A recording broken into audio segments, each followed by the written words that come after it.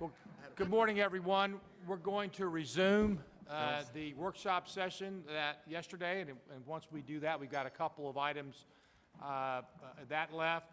Then we will get into the actual action items. I do want to thank, first of all, though, Greg, Mr. Yates and his wife Liz for a spectacular evening last night. Thank you for being host. Allison, Mr. Tunk, and her husband Paul, thank you for also being part of that. And it was a great afternoon, actually late afternoon, early evening, and really appreciate the hospitality and something I think a lot of the guys will remember. The sunset over the Blue Ridge was pretty nice, pretty beautiful. So thank you very much for your kindness last evening. So what we got left today, we've got one item that's on the agenda, and then I'm going to have a brief one after that. I'm going to have Ms. Day come up and talk a little bit about the IT subcommittee, which I think would be helpful from our conversation yesterday. But first, for those in the audience, what will happen today is, I suspect to be the next hour, a little bit over, we'll be finishing up the workshop session, and then we'll go right to public comment. So for those who are planning to speak, just sort of gauge us by the end of the workshop. That'll be the first thing. Okay, well, with that then, Mr. Donahue, I think you're up, and we're going to talk about performance targets for VTrans. So good morning. Mr. Chairman and members of the board, I am here with a presentation today that's really a beginning of a discussion. We talked about some changes in law at our last meeting that were codified this past year on bills carried by Senator Carrico and Delegate Jones that require this board to set forward-looking performance targets to really try and understand, what we expect to happen and then track progress towards that to understand whether or not we're actually getting the outcomes we hope to get on a host of kind of several different issues there. And so what I want to do today is just kind of walk you through some of the things we are starting to do at a staff level, which is really in anticipation of us coming back to you in the coming months, one with some really kind of baseline conditions for a bunch of different performance areas in the Commonwealth, but also then starting really the discussion about moving forward, how do you want to set performance targets, what type of targets are we hoping to set, and how are we going to look at tracking progress there. And again, what we're starting to do here in the Commonwealth is something that many state DOTs just candidly haven't done yet. So to a certain extent, we're going to be looking at what metropolitan planning organizations and other regional entities have done, as well as working with some other kind of states that are on this leading edge of doing some of this type of work. Most of the performance measures that have been used historically by DOTs are really, where are we today, without a discussion of whether or not that's where we thought we were going to be or whether we've done better or worse than where we thought we were going to be. We have our dashboard, which 15 years ago was state of the art. Well, today it's not. And what it does is it does tell you very important information. And it says, 82% of our roads are in good condition. But what it doesn't say is before we spent, several $100 million on pavement, did we think it was going to be 85% in good condition, 82%, or 80%? If it was 80% and we're at 82, then, well, we did something good. We should figure out what we did and try and, emulate that in other areas. If we thought it was going to be 85% and we're only at 82, well, then that's a problem. And so that's the type of work we're going to be shifting to, away from just starting to talk about, where we are today. This is something that we're starting to see more states get interested in, but again, there isn't a state out there that I've been able to identify that's actually done this work and is in the middle of setting their targets and tracking performance to them. So it's going to be Virginia and a few other states that are going to be leading the way here. What we're really going to be looking to do is, working with a set of key objectives, and this board did adopt the VTrans objectives back in December of 2015 in several key performance areas, establishing the baseline conditions for each of those objectives so we understand how things are working today, evaluating the recent trends for each of those objectives, and then the really hard part is figuring out where do we want to be in the future with the resources and policies that we have available to implement and undertake here at this board, and really how do we then want to track progress and determine whether or not we think we are making good progress towards that target once it's been set. As I mentioned, the board did adopt the VTrans goals and objectives and guiding principles of December 2015.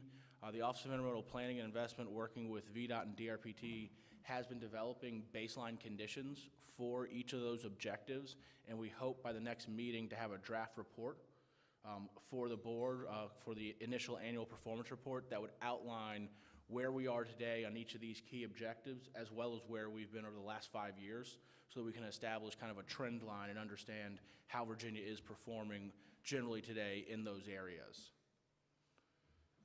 There are a few things we're starting to look at with regard to setting targets, and again, I don't have more for you today about any recommendations we're making. We're just starting to have some discussions with consultants and other leaders across the nation about how we could do this. And so one option for setting targets could be, once this board's adopted the VTrans recommendations, we could look at what the impact of those recommendations would be over the next 10 years, and that could potentially be one way of setting targets. We could also look at certain policies. I know Mr. Fralin, who's not with us yet this morning, has been very vocal about looking at access management and controlling signals on a lot of the major corridors of statewide significance, and we could look at whether or not those policies, where things are performing well, how that could help preserve good performance into the future. And we could also look at other areas that we haven't talked about yet today where policies could be put in place to further help improve or preserve good performance where it exists today. And so with that, Mr. Chairman, I'm now going to just give some quick examples of some of the things you'll be seeing next month in more detail. And so in the annual report, we as staff have really taken to heart the guiding principles that you all adopted. And so these are the principles that were approved by the board in December of 2015. And in the annual report, there will be discussion about how we have tried to take each of these principles and infuse them into different efforts of both VDOT, DRPT, and the Secretary's office. And so, with optimized return on investments, that's really going to be talking about smart scale. But for each of these in that annual performance report, you will see an example of how we have tried to move the ball forward on these areas that you have told us to really think about as we go about our daily business. I now want to just walk really kind of through the objectives that were adopted, just to kind of remind the board. It's been some time since we discussed these, and we've really been kind of in a smart scale type of discussion for the last 18 months or so. And so, the first goal area in VTrans is economic competitiveness and prosperity. And in that are really three kind of key objectives that look at reducing congestion, addressing freight bottlenecks, and improving the reliability of the overall transportation network for its users. And so, some of the things we'll be looking at is how much travel during peak hours takes place in congested conditions. And here's some of the initial data, that we've seen is that our interstates are generally more congested than our non-interstates. And over time, we've kind of gone up and down with that trend. And obviously what we've also seen is that chart there with the much higher bar graphs is Northern Virginia.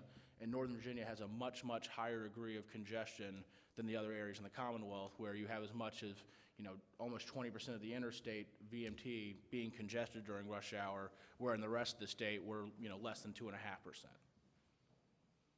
This map here shows you the freight bottlenecks we identified in VTrans, and again, it's really looking at freight ton hours of delay a day.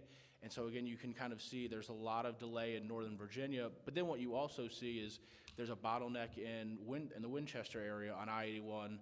There's several on I-77, and then another host of freight bottlenecks down in the Bristol area along I-81. And the final measure or objective under this goal area is really looking at reliability. And when we say reliability, we don't mean is the road congested. We mean even if the road is congested, if it takes you 45 minutes on Monday, will it take you 45 minutes most Mondays? And so the number you see here is kind of the percent variance on average that people would need to take into account when they're planning their trips. And so statewide, if you're driving on an interstate in 2014, you basically had to add 33% extra time to your trip if you wanted to be sure that basically no matter what, you would arrive there on time.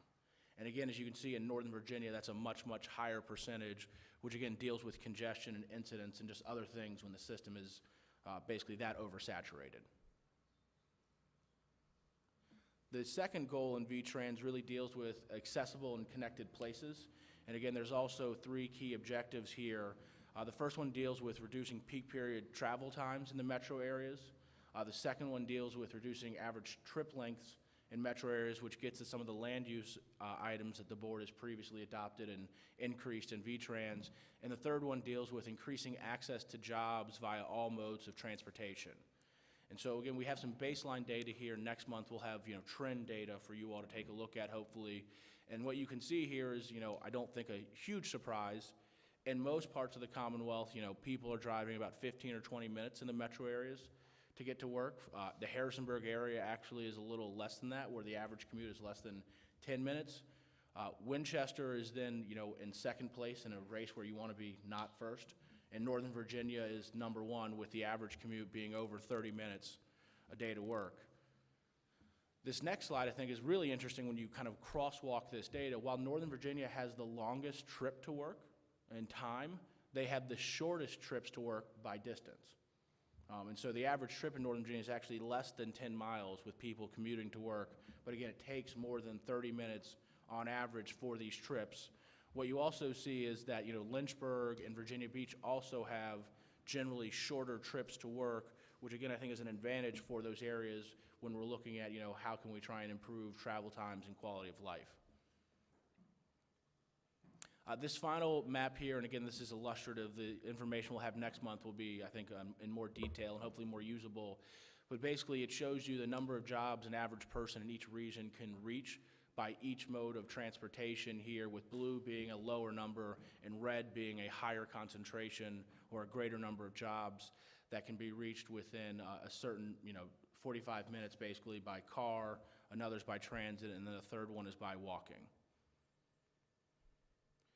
The third V-Trans goal and objective deals with basically safety, and there's two key metrics here. One is really addressing with vehicular fatalities and severe injuries, and the other deals with bike and pedestrian fatalities and severe injuries. And the measures we have here are also very similar to some ones that the federal government is going to be requiring the states to start tracking here in the next year or so. And if you take a look at, we look at both the number of fatalities as well as the rate, you can see that, the number of fatalities has gone down, I think, somewhat over the last few years, and we're unfortunately starting to see that trend back up here in the Commonwealth, and I think there's a number of reasons for that. What you do see, though, is that the rate appears to have improved, pretty substantially between 2010 and 2014, and hopefully we can, as we get more recent data, we can figure out whether the rate is also going up as the raw number is starting to increase. And then you see the numbers here for bicycle and pedestrian, and again, just like the motorized ones, this is kind of a good and bad story. It's kind of gone up and down, but we're not seeing generally positive trends overall in this area. The next goal area deals with basically proactive system management, which is really looking at the condition of bridges and pavements as well as transit systems and the ages of their buses and facilities. And so again, we have lots of data here that VDOT has been compiling for a number of years that provides us with this information. This slide really looks at percent of bridge area rated as structurally deficient by district. In this example, the Fredericksburg region actually is the highest percentage in this particular metric, while Northern Virginia has the lowest. And again, we will be looking at this in more detail and creating trends for you all in future meetings. And then if you look at pavements here, what you can see is that since 2010, we've heard a lot from particularly Northern Virginia and a few other parts of the state, with like Chesterfield County and some others, talking about the condition of secondary pavements, which have gone down since 2010. But what you can also see is that the condition of our interstates and primaries has significantly improved, and as the commissioner often talks about, the bulk of the travel in the Commonwealth happens on those two roadway systems. And so we have been improving the roadways that most people drive on most of the time over the last 4 or 5 years. And what you see is really an impact of the amount of resources we have. We have to make certain choices based on what's available to us, and the decision the department has made for the past few years is really to focus on those key assets that the bulk of the travel takes place on. The final goal under V-Trans was healthy communities and sustainable transportation, and it has 3 really objective areas. The first one was reducing per capita vehicle miles traveled, and what you can see is per capita VMT has actually gone down about 5% from 2010 to 2014. We are seeing it start to go back up somewhat, but that's a pretty significant change over a 5-year period there. On most roadways, if we could take away 5% of the users, you would see a significant change in delay. But as gas prices have gone down and as, more jobs have come into Virginia, I think we're starting to see this trend go in the other direction again, which, will result in more congestion and other negative impacts on our transportation system. So really, as I said, this is a teaser presentation. We just have a few things of information out there to kind of put this in front of you before we bring a lot of additional data, which will be next month. So next month, we will bring you an initial annual performance report. We're going to be doing research in between now and then on target setting. I think we'll have some ideas for you to kind of discuss. I'm not sure staff will have a recommendation for you at that time. And over the coming months, what we're really going to have to work with you all on is how do you want us to set targets? What do you value? How far out do we want to look? How do we want to try and track that performance? And then we'll have to work with you to actually set targets, which again, we will be holding ourselves accountable and responsible to over the coming years. And I do think you'll really see the legislature and other people pick up on those targets when they're evaluating whether or not they're comfortable with really the decisions the board is making and that the two departments are implementing. And with that, Mr. Chairman, I'd be happy to answer any questions. Brzezinski. I guess I have a couple questions that relate back to what you said, but what was presented yesterday on 2040. What's the connection between setting targets and identifying one of those trends for the future? I think there were 5 of them that were outlined yesterday. Somewhere, doesn't a decision have to be made that this is what the board believes the future is going to be, and then you have to base the targets on that decision? I mean, it's kind of a chicken and egg, but the other question I have, we had a lot of dialogue on, the futurists who spoke. That's not going to be easy to arrive at conclusions, I think, Mr. Secretary, in the format of our usual action meetings. There's going to be a lot of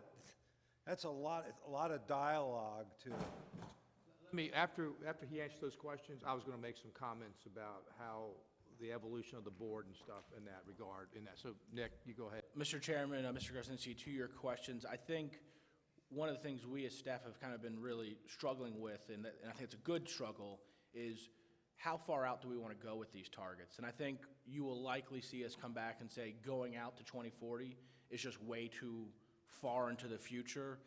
At one, it's so far away that, like, are we making progress is really debatable.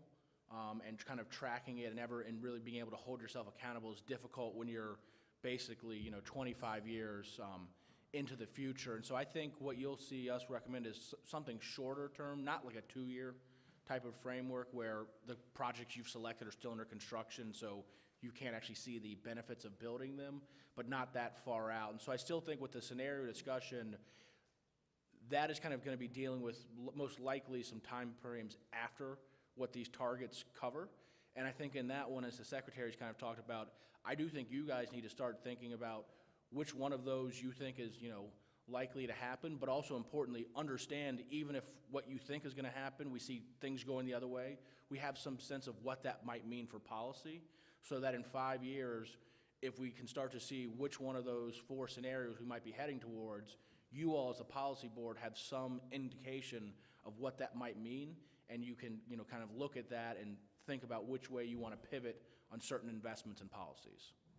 We have to trust the consultants, but my concern is that we have to make sure we validate, I guess that falls on your staff, yourself and your staff, validate some of the scenarios that were shown to us yesterday, because I saw a couple of pictures of the individual meetings where people were putting the stars around and dots and what was significant to them. There weren't a lot of dots or stars on any of those 3 public hearings, so I'm looking at them saying, boy, that doesn't look like it's statistically significant to me to base, to choose a scenario on. So there's a lot of concern that I think probably all of us feel. I know Marty raised the question yesterday, how can you even think about 2040? And I saw Zuckerberg in the paper today saying, flexibility and time are the big things that, before we see is a trend real, is what's real for the future. So a lot to chew on. I know Fralin would love it, but Mr. Chairman, I got a couple of comments, and I'm gonna let you. I do think with the scenarios, we are not going to be asking the board to adopt a scenario, just because candidly, I think there's so much uncertainty for you to kind of pick one means we're picking a future we think is going to happen, and I don't think as staff, for some of the reasons you've raised yourself, Mr. Krasinski, are comfortable saying one of these should or should not happen. We'd also just very directly be picking winners and losers across the Commonwealth based on region or industries, and I don't think we want to recommend that the board take that type of policy decision. I think we want you to understand the implications of those, so if we can try and see where things are going, we can understand what that might mean for either safety or congestion, or maybe we need to do more work on autonomous vehicle policy and other things of that nature there. So I just wanted to clarify that. And there is also some additional input that went into developing those scenarios that I'll make sure Ms. Parkins gets to the board. Make a couple comments, and then I'll, anybody that can predict the future will not be here, because you can make a lot of money in the stock market if you can predict all the future. So there is no really right or wrong. It is more about information and understanding what's happening and how we are developing policy. Now, for the last 3 years, we have spent a lot of time on putting emphasis on getting objective data into these evaluations. This conversation is tough as it is with that. Think about having this conversation the way we used to pick projects, when simply they were all political. We could have wasted a lot of time. It didn't really matter. So that's what I wanted to point out. That's why we took so much time the last few years. And I've always said the real payoff for this is the policy and what it allows the board to do if we get to this point. I mean, so it's part of the evolution of the board. I mean, I can tell you, this is the first time I've been involved with the board now 7 years.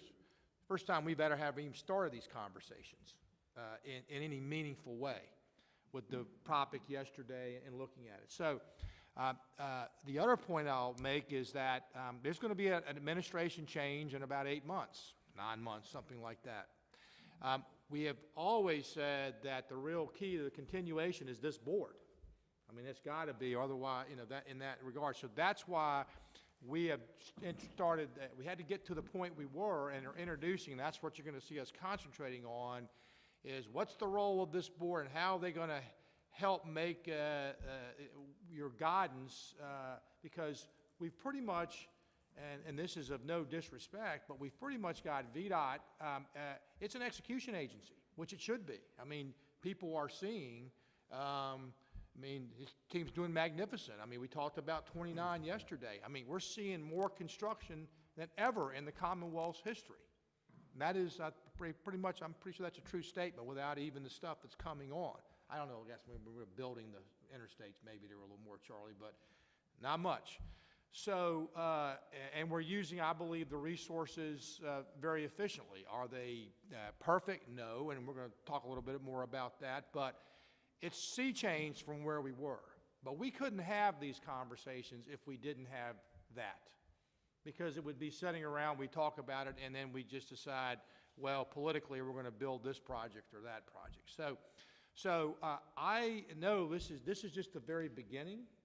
We haven't envisioned all the way through, but it's probably going to be more like it's any business, and you have to understand what's happening, because the one thing in all these conversations we mentioned yesterday, they're not fiscally constrained. I mean, it'd be tough enough if we had all the money in the world, but we don't. I mean, so that's the other thing. So what with yesterday, and I will point out, I think yesterday's material could have been presented a lot better, and we're going to work on that because it was a little busy. And I think it was a very good conversation, but it could have been a lot better had the information been presented a little more differently. So and then of course with today, and I'm going to actually have Renique come up in a little bit and talk to you about what we're doing in IT, how these things are coming in. But this is all in preparation for you guys, as we're going to have the retreat, starting to talk about, how the board is really going to make sure that we're moving the needle with the resources we have. I mean, that's really underpinning all this. And I think we're going to have a vision. I think it's more of a vision that everybody understands the trends that are happening or what potentially could happen. I mean, one of the reasons, and you'll hear this from Monique, we have taken a very, very methodical and slow approach to changing our laws in regards to technology because we don't want to prohibit it. And I think we're as we saw at the very beginning of what's going to happen in there. So I get it. As we were putting this material together, had the same reactions you guys are, where this, and I think this is what we're going to concentrate on over the next 8 months, working with you, is to, your vision for transportation, obviously input from the agencies of all that, but your vision for transportation, so when you're making decisions, that you have, it's not, just some random conversation. We have some vision to make these very hard decisions you're going to have to make. So just a little background from where we're coming from. We know this is, I don't think there is a answer.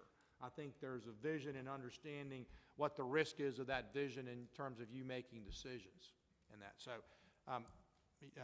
Mr. Connors, you had a point you wanted to make. I do have two questions.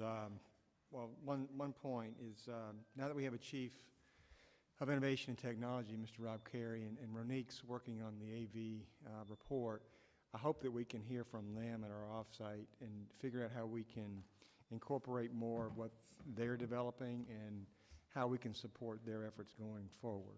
Certainly encourage your input, but a lot of that's going to fall with the agencies in terms of understanding where you're headed and them presenting to you how they're going to indoctrinate that in. And that gets back into determining what is the policies of the board and what are, you're a policy board. And I'm not suggesting to you that, I'm not being critical in any way, but I believe you lose your effectiveness, and some of these bleed over, don't get me wrong, I know it's no fine thing, but that's the other thing we've been working with the agencies on is how are they bringing that up? I mean, it's all very well and fine that you tell Charlie to go do something, but in fact, if he hasn't worked it into his plans and understanding in the roadways, like I talked yesterday, it's the first time we really briefed y'all, but a lot of these hot lanes that we have been doing, obviously primarily because we want to use our roadways and throughput, but we always had in the back of our mind, the more technology in those roads, that's the broad vision of putting more people through versus vehicles in that. So, Ms. Collins, I could not agree more in that, but I do believe that's another thing working with you as to where it is that you want it to go and making sure it goes, but you got to let the only ones that have money in here for operations really are the agencies, and I don't mean that to say you approve their budgets, but they've got to buy into it too and incorporate it in your policies of where you see the future. So I agree with you, and we will, to answer your question, we will, as we try to struggle through, work with what's the right way to do this in that. So, yeah, so agree. Again, it's sort of parochial. On page 19, it's the first time I've seen this graph here. The percentage of structurally deficient bridges, I have the highest. I guess that's a congratulatory note. But I'd like to see some follow-up maybe from Garrett, because I'm going to get some questions on this. So if I can get some follow-up from Garrett and the district office to see how we can address this, that would be great. And I do think, Mr. Chairman, and the Commissioner can also speak more to this. This is the information that is used by the department to develop the distribution of the state of good repair funds that go out and are the capital, basically rehabilitation money we have to do major rehabilitation and replacements of bridges. And so the fact that Fredericksburg has the highest deck area is taken into account in the funding distributions. I think what we're hoping to start doing with the performance report is understanding what our state of good repair budget is, where do we think we'll be in the future, and then making sure that we're making that progress towards it. There's probably a whole host of reasons why Fredericksburg's 11% and Nova is 1.4. I can't articulate what they are today. I think we will try and get more information on you for you on that matter. But what I hope we can start to do is understand where we are today, maybe understand a little bit of what happened in the past to inform how we move forward, but really focus on what are we doing moving forward to see better alignment and conditions across kind of the area and improvement in the areas where there's really kind of outliers. And I think that's what this report will help us do, and what setting the targets and tracking progress towards them will really do. Because for each of these items I gave you, and this is the only one where we really went below the state level, this all goes down to individual data points. There's 20,000 data points that create this information you see here. And on each of these other things, you know, we know exactly where all the fatalities happened.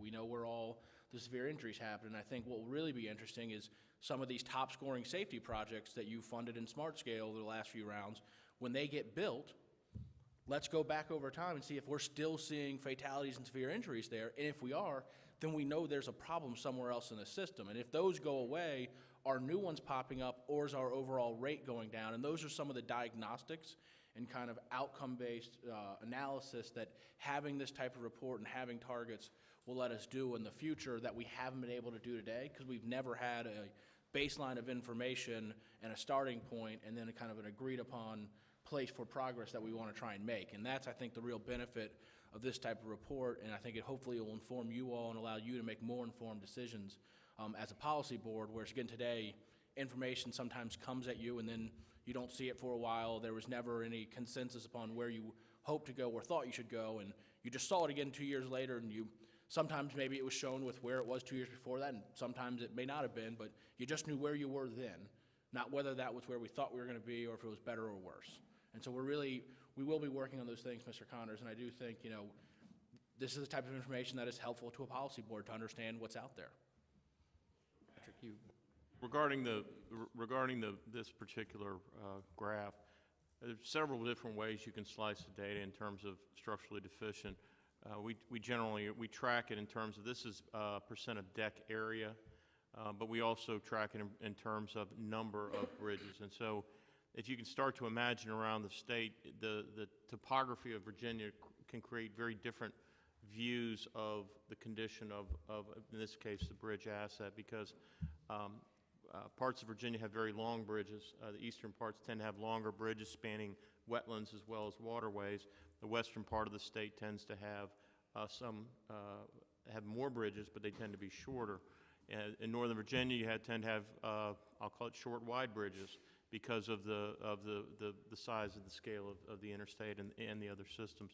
There's a number of different ways we slice this, and one of the things that we're working to do is to try and boil these down. And the federal government is now requiring us to track condition of assets. The General Assembly requires a certain amount of reporting, and we, for a number of years, have done certain methods of reporting the condition of specifically bridges and pavements. Now, we also inspect some ancillary structures, but basically those are the two major assets. And trying to boil this down so we're not counting it. So you see a report from the ARPA, the Road Builders, National Road Builders Association, and they give one view of the condition of Virginia. You look at a report from the American Society of Civil Engineers, it's a different report. You look at a report from us and it looks different. We're really working to try and bring those together, but the reality is people will cut it different ways to make a different points, and that's why I think in this case we can talk with you some more, both Garrett and Marcy, about particulars about Fredericksburg. I would say, as a generally speaking, all of our districts in terms of bridge condition, Garrett, correct me if I'm wrong, all 9 districts met the bridge target this year. Is that correct?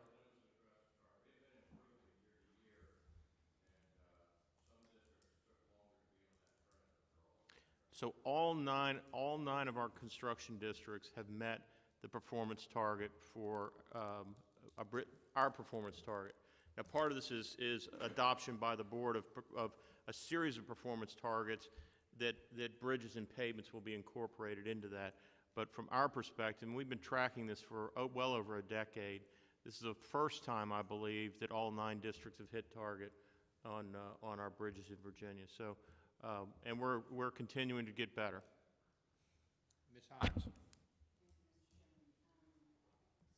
I have had some experience with this. Metro used what they called key performance indicators across a number of dimensions of the work that we were doing. When I first got on the Metro board, escalators and elevators were in the deepest, darkest hole that you could imagine, and the board said, every day people complain to us about this, we want you to develop a way to move the metric.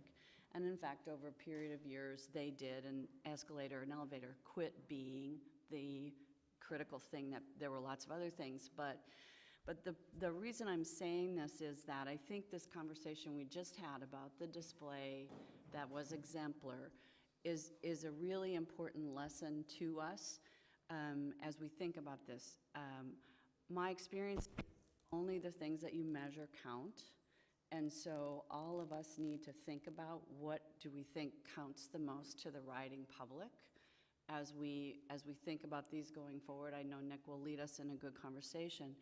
But the other point I want to make is that the explanation that Charlie just gave about what's been going on and that we actually are at a good moment compared to where we were has to be part of however this report comes out. Because otherwise, we're going to get inundated with calls from people who misunderstand what the graph is about. And that is what happened at Metro when there wasn't a robust explanation that people could read more. They just looked at the picture and picked up the phone if there wasn't anything else provided. And I think this is such powerful stuff when you do it right. It really sets the conversation. It really moves it all forward. And I think we're in a moment when the stuff that Jennifer's folks are working on for the rail plan, we need to ask those same questions and make sure we have enough here that we feel like we can be monitoring the rail plan. If making sure that we have connected technology, particularly in our more urban places, is really important, we need a metric that says we're advancing on that goal even as we do all these other things. So I just, I think this is incredibly exciting. I think it does set us up. It's complicated. And so we have to think, as we continue to work on this, how to help particularly our General Assembly members understand what this is and what it's not. On that note, let me talk about your example a little bit. I think that example was an absolute failure of the management of Metro and the board, but not, you may think. It was the board's failure for providing the resources, and it was management's failure for letting it get to that point without saying it. Now, the reason I point that out is what we're talking about here and what your role is. Charlie, Jennifer, other agencies, we've been working very hard at making sure, I mean, you shouldn't really at the board level have to deal why friggin' elevators don't work. Aubrey, I totally agree with you. That's my point, that's my point. I want to make sure that that's where I'm getting to. That's why it was important. We're working as hard here, and as you just heard Charlie talk about, the bridges for the first time. That goes along with it. This is not about you guys just making policies, and the fact is that it takes for granted. Behind that is that these guys are doing their job and executing, so that you can make it. So I want to point that out. That's why maybe sometimes the examples, and I tell you, this is atypical of most transportation boards, particularly transit boards. And I don't mean that to be because they're chronically underfunded, you know, and so I want you to know we're working with the agencies. And I'm tell you, Charlie's embraced this, and I'm as proud as I can be about what they're doing at VDOT, and same at DRPT. As much effort, probably much more there, so that we're not in here talking about why elevators don't work and in that. And it was the same thing we did at the board, at the port, because there was a bleeding. Now, for you to do your job, it's a given that the people that you're responsible for are executing. So I want to point that out, and that may be some of the questions we're having is because We typically haven't operated that way, and most boards haven't, because they are chronically having to deal with things that should be, I'll call it blocking and tackling. I mean, what we talk about a lot is that we're like the linemen on a football team. The only time we really hear our names when we missed a block. You know, I mean, and we don't want to hear our names, you know, until if you're hearing our names. So I think that's Ms. Hines, you're exactly right, and that's where I think trying to work with you guys is we've got to have confidence that the information, how we're presenting it, and what they're doing, which I do because I work with them every day, is at a much different level than where it was. I mean, think about this. I mean, here up here, I mean, all we heard was that VDOT couldn't execute. I mean, that's what we know. That's what we heard. I'm not saying it wasn't true. They were going to take 10 years and all this type of stuff on the project up here. Well, part of that was we talked about yesterday. We didn't fully fund projects and all that. Well, they got, you know, we were not being successful. So that's why we spent getting the blocking and tackling type stuff so they could be successful. And quite frankly, given the right atmosphere, man, they excel beyond expectation. So I think that's really what I'm trying to get across is I understand, because I had the same things, golly day, we're going to be talking about what is it, but that assumes that these guys, and they're doing much as restructuring. I mean, every governor, and I'll get off at this point because it's been thinking about a lot, but every governor up until Governor McCullough, we're going to reform VDOT. How many times have you been reformed, Charlie? I mean, audited and reformed and Since 1907. I mean, 619, every day we come in here and we claim something, and then, you know, the next one comes in. Well, you know, Governor McCullough allowed us to do the hard stuff, you know, and to take it on this to really get it to this level. I mean, reforming VDOT, it would have been great to say we're going to reform VDOT and get a press conference, but that wasn't what we did. What we said is, let's give VDOT, take away the things that are causing them to be unsuccessful, and then give them the latitude to be successful, the freedom to do that. And I got confidence based on that, they'll reform themselves. Because two things. Number one, they've got, you know, the ability to do so, but the spotlight's right on them. I mean, up here on 29, I mean, you know, VDOT, I mean, it would have been clear what happened there. It wouldn't have been the board having the money. It wouldn't have been that. It would have been clear. And they excelled. So I just want you to understand we're working as hard on this side as we are working with you guys, so that you have confidence that when you pick a policy, you're going to see what you put in motion. Instead of talking about why we got to worry about a bridge falling down. State of good repair is part of that. So anyway, this is very passionate for me because we've been spending a lot of time in the agency trying to do that, on the Secretariat. Mr. Phelan. Mr. Chairman, I just wanted to really echo what you were saying. I had an observation too, but like Ms. Hines says, I really do, even though I don't think we need to get into the detail, we got to set measurements. What gets measured gets done. So if you're measuring it, it's going to be paid attention to, and the way to follow through on that is to look at that on a periodic basis. So almost have a report back. So I think you know, at the retreat, we ought to really focus on what we want measured and how we want that reported, and how often we want it reported, because that's sort of the next evolution of the SMART scale. To Nick's point about whether it's really working or not, whether we're actually achieving the results. So I thought that was interesting. I also agree with you wholeheartedly. And one of the things that I've learned of being on this board that I didn't realize when I was in the General Assembly is how much effort is put into maintenance and how that is really taken seriously here. And what can happen in some of these organizations is everybody wants to cut ribbons and build new stuff, and they don't maintain what they have. And that's not been my experience here.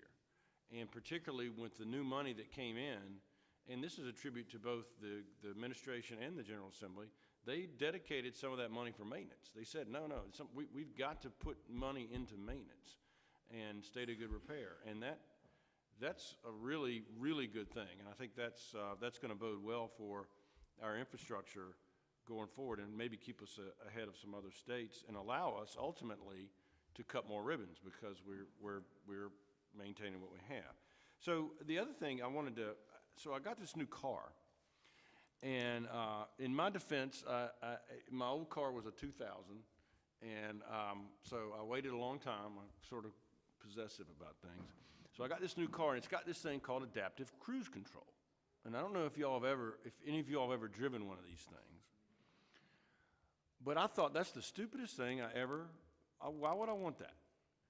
I don't understand how I got by without this thing now. And what it does is it keeps you a certain distance from the car in front of you. The reason it really brought home to me how while we can't predict the future, we need to be flexible, but we need to be in communication about that. Because if you looked at that slide, it stands out to me where there's one car going, yesterday the lady presented, there's one car on the left lane and there are 5 cars within 2 feet of each other in the right lane and they're going all the same speed. That efficiency is going to be, as soon as these cars start communicating with each other, the efficiency levels are going to pick up. I mean, it's going to happen. And I really think that we need to know what manufacturers are doing. And I think, I'm not sure VDOT has that capacity, but I know the Virginia Tech Transportation Institute does. And the coordination with those guys in Blacksburg really ought to be there. In fact, I asked Tom if That's the next presentation this day's going to tell you about. But yes, I agree with you. But I asked Tom, I sent him that presentation we got yesterday about V-Trans. I said, did you have any input? Did you see this? He said, no.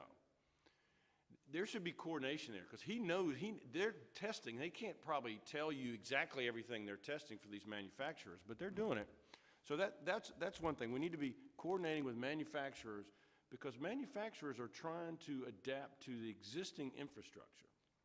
I'll just point out, that is not the only research that we coordinate with, and you'll hear. I understand what you're saying. Good. Yeah, That's fine. understand. I mean, But the more the better. I hear you. I hear you on that. Yeah, and I'm going to have an observation about that too. But the other thing is infrastructure.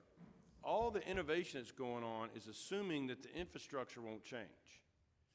And I think that's probably true in the short term. In the very long term, we're going to have to start looking at construction materials, what we're embedding in the roadways, what sort of, all that stuff. And I think the UVA outfit's supposed to be dealing with some of that. This day's going to talk about that So, too. We good. have that on 95 as part of the new cement. So Yeah. there's a lot going on. We're going to update you on. That's great. Yeah, That's great. right. The last thing I want to look at, and maybe Monique will explain this to me too. Exactly how in our organization VDOT looks to the future and across planning, across infrastructure, across all that stuff, to make sure that that is prominent as building roads and maintaining roads. So, those are my observations. So it sounds like I need to buckle up here.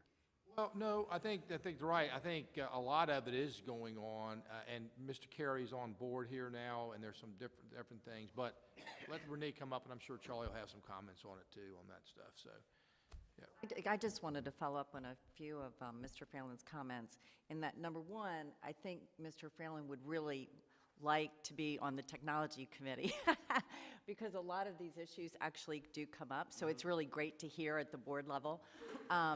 But secondly, one of the points that I just thought should be emphasized that you made, that in a meeting we had earlier in Richmond, Mr. Connors and I, with technology, and during our meeting this morning, how important it is that we, as a policy board, made the commitment, including the legislature, to state of good repair.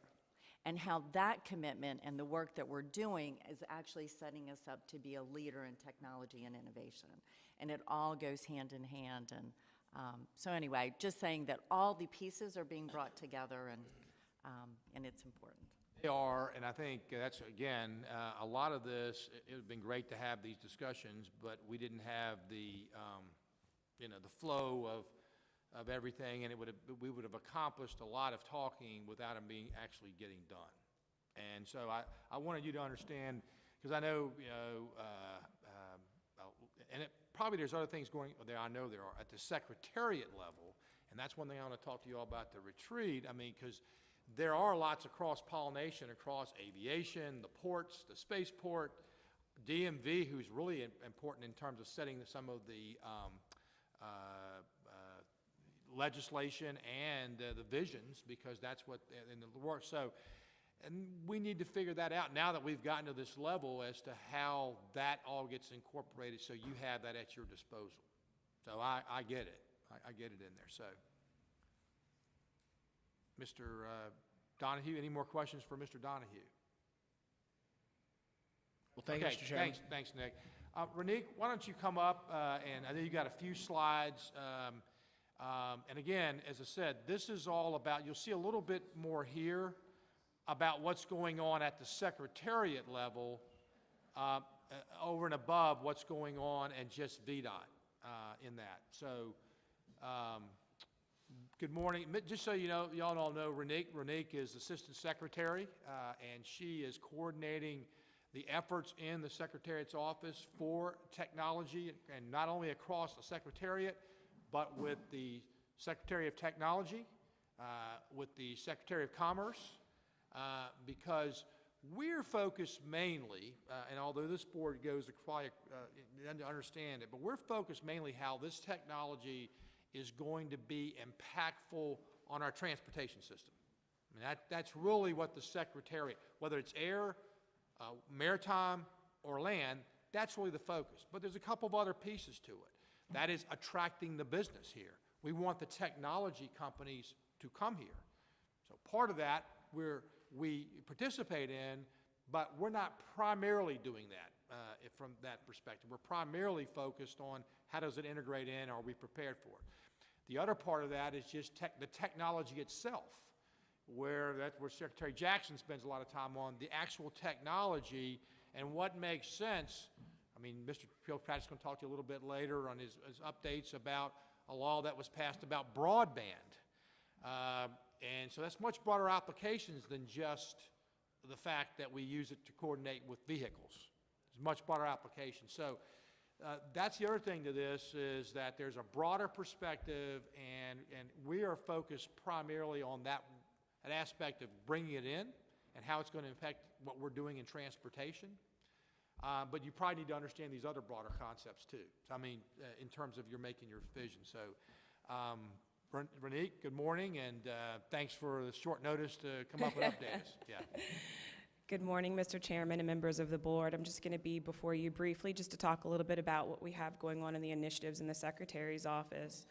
So first, just to bring you back to where we started, in 2014, DMV initiated a non-traditional vehicle study, which ended in a report to the General Assembly.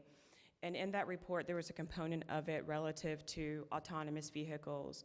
And from several stakeholder meetings that were held with the private sector and the governor's office and policy staff at the governor's office, at the end of the day, what we heard from our stakeholders, which included manufacturers, was that Virginia should stay the course and not introduce any legislation that would stymie the industry or introduce regulations or policies that are overly burdensome and onerous for them to continue research and development here in the Commonwealth. And so we really are staying that course right now, and our General Assembly members as well are taking heed to that as we move forward. So in last year, Secretary asked me to convene a group, and that group is working on a strategic framework for transitioning autonomous vehicles. That group consists of members of the Department of Motor Vehicles, the Motor Vehicle Dealer Board, VDOT, Department of Rail and Public Transportation, and the Virginia State Police. And so that group's been working to develop this strategic framework that we will use to help implement and transition autonomous vehicles into our network. So just to talk a little bit about the engagement that we've had since this started. Last year, we had a workshop with our external planning partners to include our MPOs and PDCs, just to talk a little bit about where they are in the planning process and if they've started discussions on how to plan for transitioning autonomous vehicles in their plans. And what we heard there is that they're really relying on the state to lead the way in how they respond. There are some discussions, but they aren't really planning for that right now. The biggest thing that they said that we could do is provide them with a tool, a planning tool, that would take into consideration transitioning the autonomous vehicles and what that means as we plan moving forward. We had a workshop that I'll talk a little bit about the end of March. We also have one that's coming up the earlier part of May. And from the workshop that we had in March, there will be a white paper that will be developed, and we're doing that in concert with Center for Transportation, which is a bipartisan research think tank, and they're helping us develop a white paper with some suggestions and recommendations as a whole on what state DOTs should concentrate on as we transition autonomous vehicles. And then from that, we'll continue our plan. Center for Transportation. Oh, yes. They also have a separate digital cities effort that they're working on, and that they're also using that to help shape their white paper that will be coming out soon. And then from that, we will have a draft framework for you all to see and talk through. Point there, Brzezinski, to your point earlier about the information, certainly recognize that it's not just consultants. We're working with think tanks, Virginia Tech, others, and developing information in there, so you're going to get it from a lot of multiple sources. Bridge Systematics is the other team that's also working with us. Why did we pick Eno? Who all did we look at? What because there's a lot of information out there flowing around, and I'm also curious about the interaction with manufacturers. I think you said earlier you had some interaction, and I don't know through what mechanism. Yes, Cambridge and Eno were a part of an existing agreement that we have with the Office of Intermodal Planning and Investment. So that's how the two of them became involved in this effort through some planning. And I would also say, Mr. Fralin, one of the reasons we looked at partnering with the Eno Center for Transportation is, as they are a think tank, they have resources that are outside of just the resources that we're providing them, and so we're able to leverage ongoing efforts where there is coordination with manufacturers. So if you go to the Eno website, you can see they're a nationally recognized think tank that's been around for about 100 years. They have several former US DOT Secretaries of Transportation, as well as industry partners that serve on their board. And so they do have a good reach into a lot of existing relationships and reach into a lot of places where Virginia and Virginia DOT just normally wouldn't have. And so they were already getting ready to pursue work in this field with some funding that they had raised themselves. We then brought some funding to the table, and together we were able to basically put our two pieces of funding together and able to do something that we thought was more meaningful and went deeper into that area. I'm sure there are probably some other think tanks out of there we could have also considered. This was the one that expressed the most interest and willingness to kind of move forward within our time frame.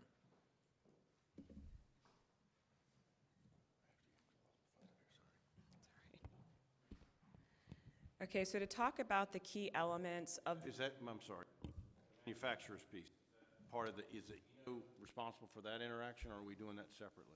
We are doing that separately.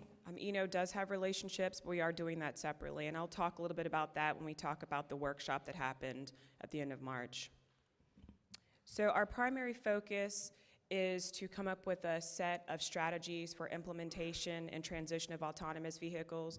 We'll be looking at now, also midterm, which we're looking at within 3 years, and then longer term.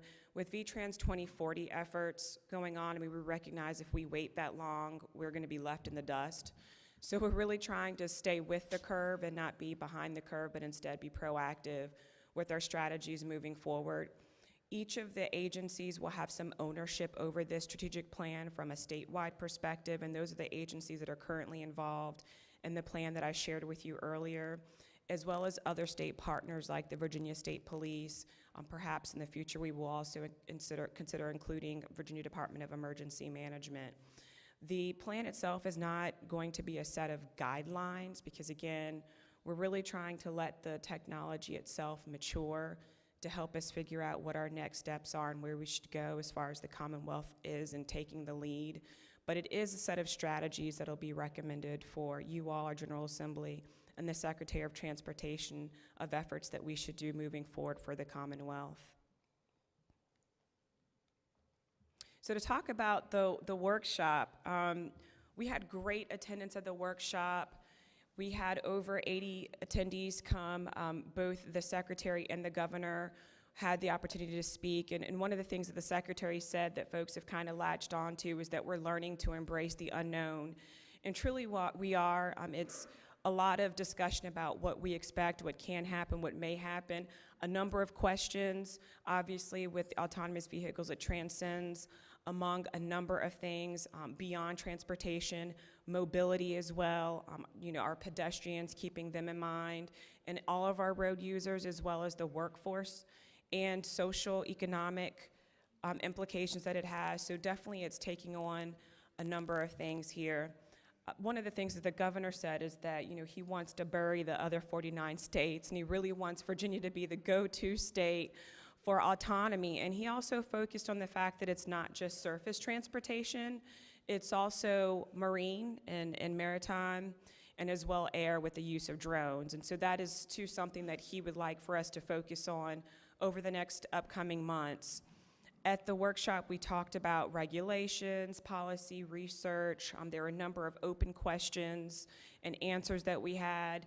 And one of the things that we heard is that Virginia is well positioned. One of the topics that came up, I think that Ms. Hines or maybe Ms. Valentine raised, was the state of good repair, and that through our P3 program and the conditions of our roadways, they really would like for us to focus on the fix it first and maintaining our roads as we move forward and try to usher in the technology.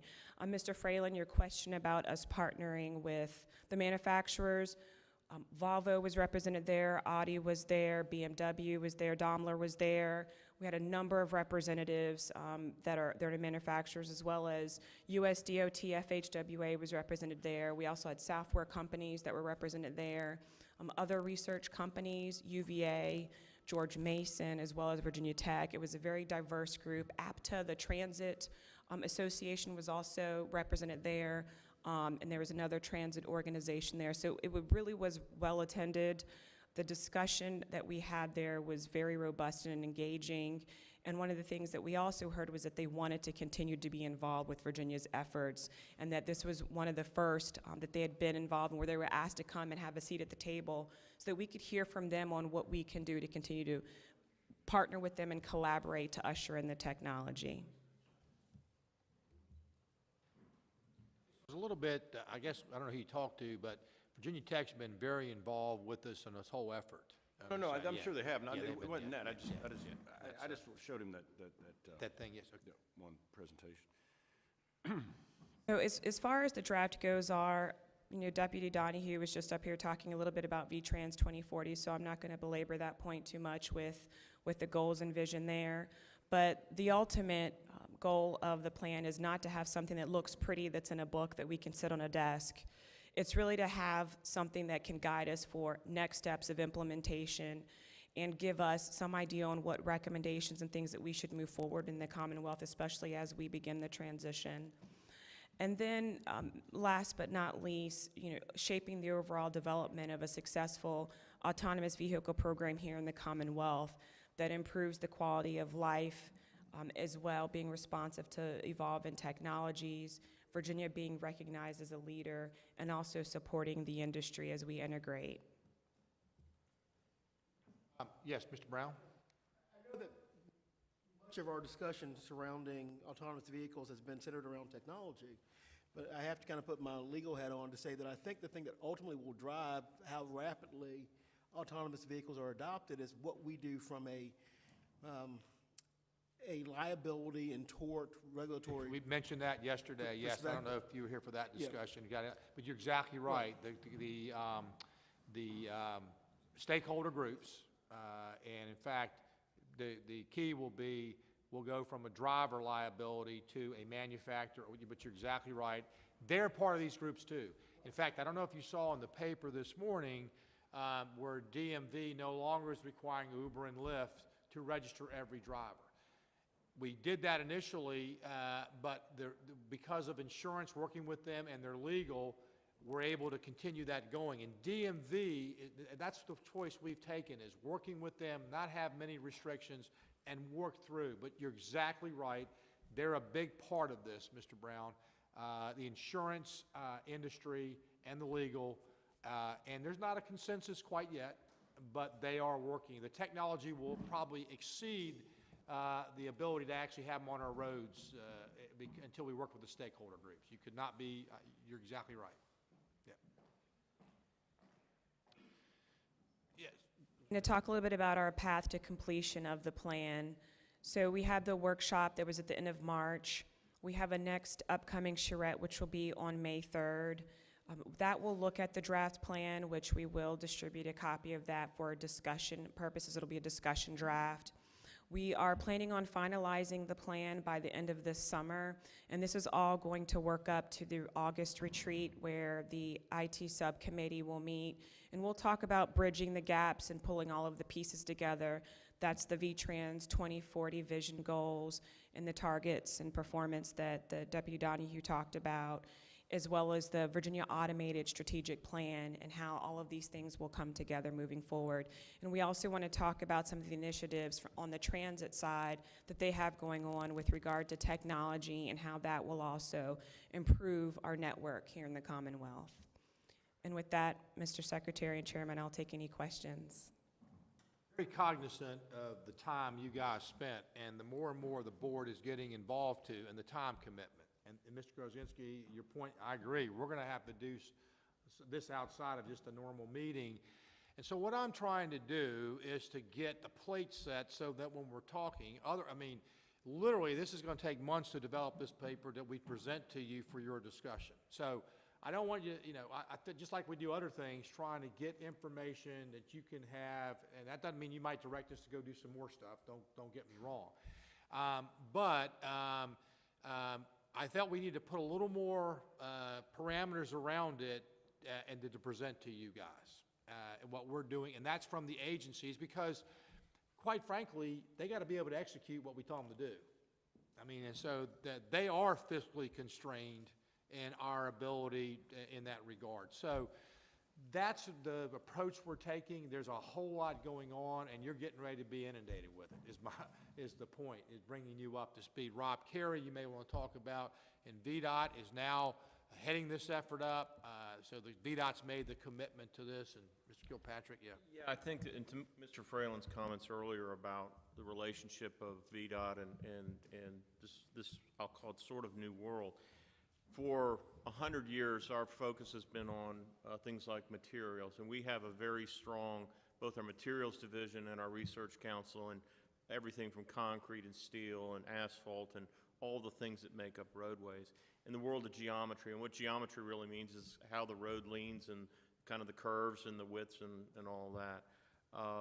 The structural design of the facilities. How do you optimize the design of a bridge or a pavement to make it long-lasting? In the area of countermeasures, and countermeasures are sort of how do you help people from either making a mistake or when they make a mistake driving, it's not worse, whether it's guardrail or things like the shoulders, rumble strips, all those things.